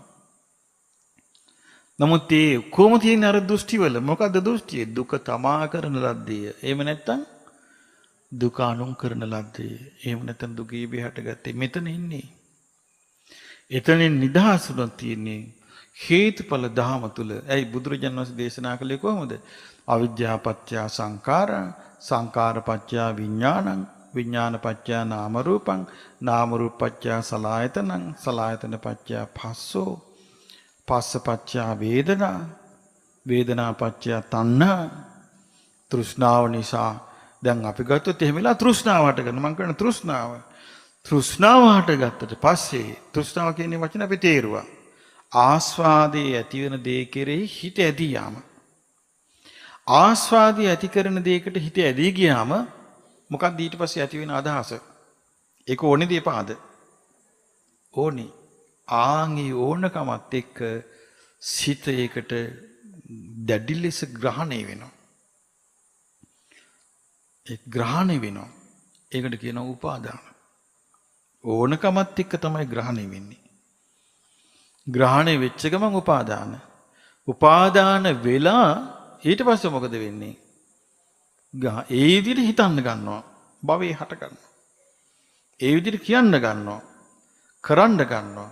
එතකොට උපාදාන පත්‍ය භවෝ, භව පත්‍ය ජාති. ඊට පස්සේ හිතනවා මම මේ බොහොම දුකසේ හැදුවේ.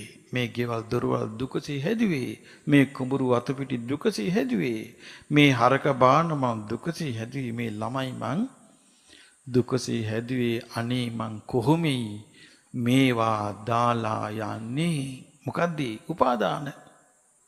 උපාදාන පත්‍ය භවෝ. එතනට අදාළ විදිහට කර්මය හැදෙනවා. යන්නේ නෑ. භවපත්‍ය ජාති මැරිලා එතනම උපදිනවා. භවපත්‍ය ජාති උපදිනවා. දාන ආදී පින්කම් කළා නැත්තම් අංග විකල ප්‍රේතය වෙලා මිනිස් ලෝකේ අංග විකල දැකලා තියෙනෝනේ ඔබ. ප්‍රේත ලෝක විතර දරුණු අංග විකලයෝ.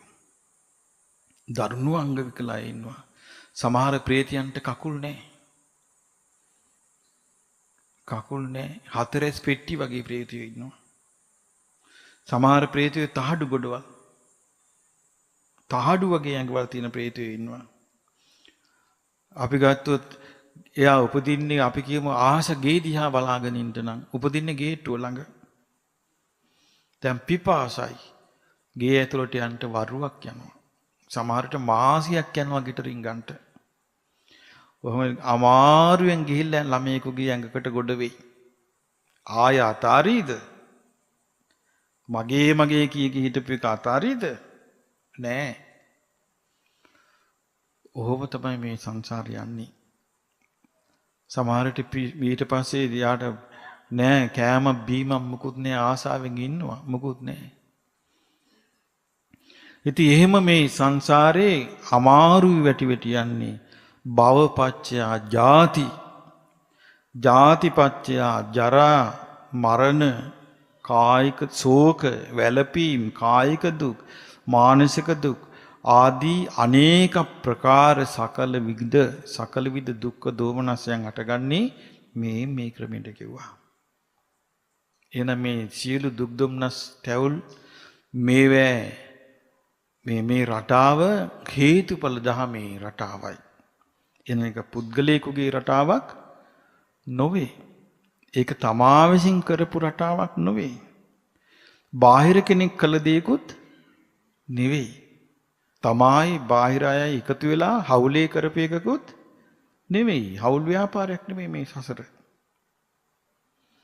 ඊළඟට ඉබේ හටගත් එකකුත් නෙවෙයි. මේක අවිද්‍යාව නිසා සංස්කාර ඇති වෙලා. සංස්කාර නිසා විඥානයක් ඇති වෙලා.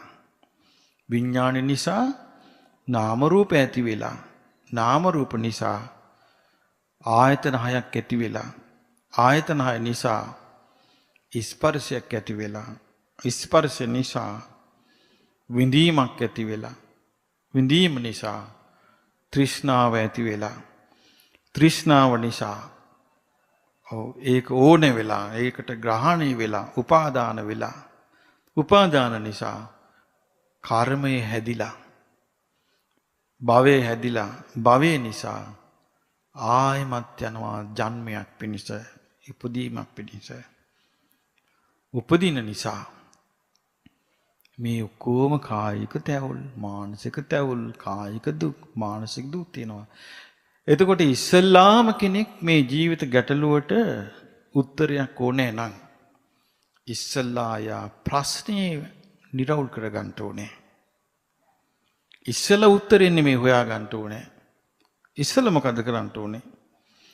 ප්‍රශ්නේ නිරවුල් කරගන්න ඕනේ. මේ අචේල කස්සප සූත්‍රය හරීම නිරවුල්ව ප්‍රශ්නේ තේරුම් ගන්න පුළුවන්. මේක තමා කරපු එකක් නෙමෙයි. ඔන්න නිරවුල් කරගන්න එක තමයි. දෙවෙනි තැන මොකද්ද?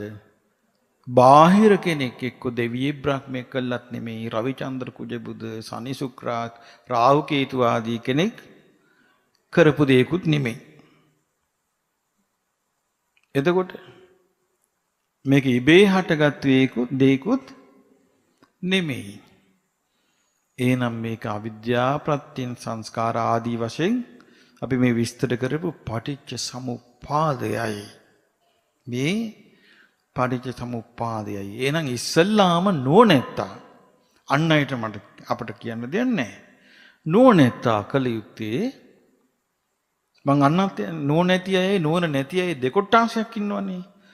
නුවණ තියන අය තමයි මේ ප්‍රශ්නෙවත් අඩු ගානේ නිරවුල් කරගන්නේ. නුවණ නැති අයට එහෙම එකක් නැහැ. ප්‍රශ්න කතාවක් නැහැ. මොන අයුරින් හරි පැවැත්මයි ගෙනියන්න ඕනේ.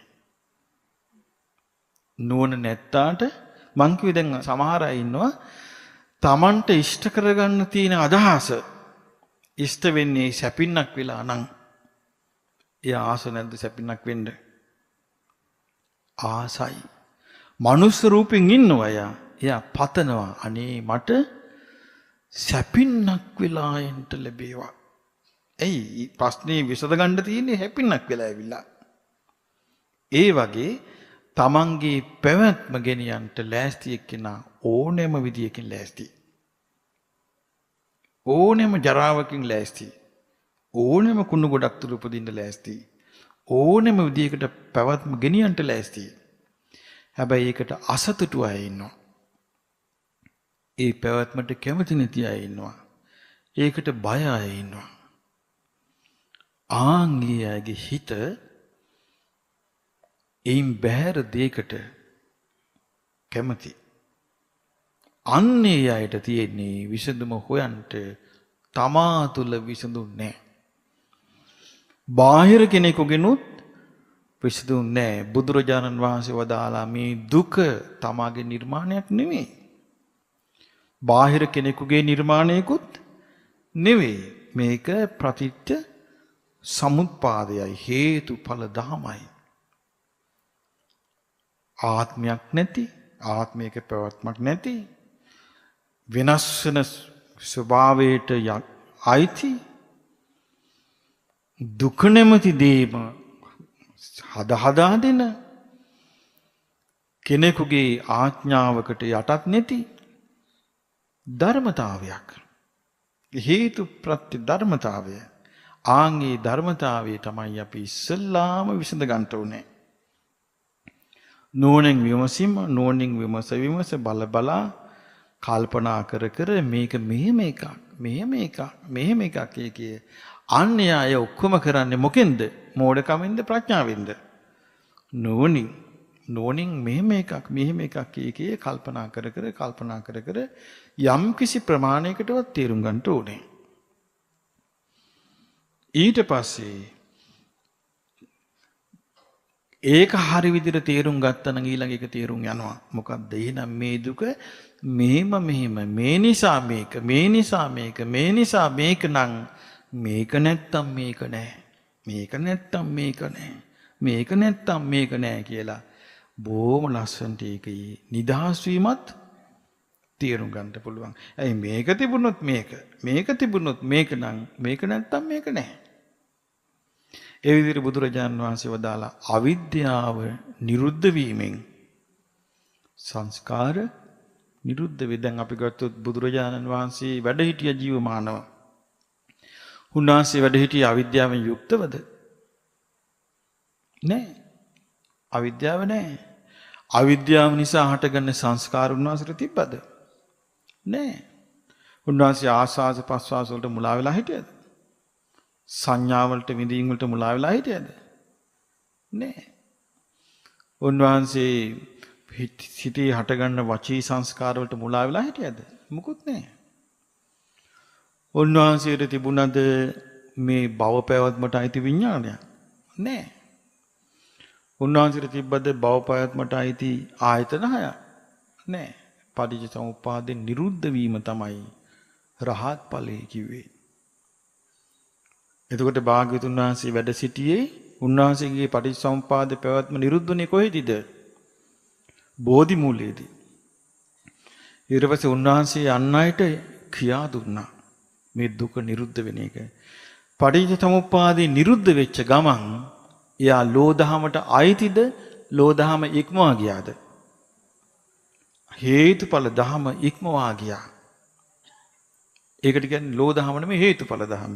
ලෝදහම කිව්ව පැවැත්මේදී මොන දෙන ලෝදහම. දැන් මේ සාමාන්‍ය මේ ලෝකේ පවතිනකොට කෙනෙක් මේ පැවැත්ම තුල මොන දෙනවා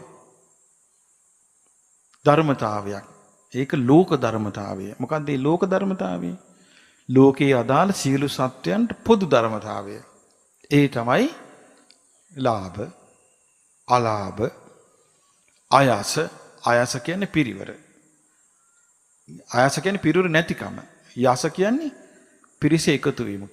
එක කාලයකට තමන්ගේ වටේ පිරිසක් ඉන්නවා. එක කාලෙක කවුරුත් නැහැ. ආයාස. යස ආයාස. නින්දා. එක කාලයකට නින්දා ලැබෙනවා. එක කාලයකට ප්‍රශංසා ලැබෙනවා. එක කාලයකට සැප ලැබෙනවා. එක කාලයකට දුක් ලැබෙනවා. එතකොට මේ ලෝක ධර්මයට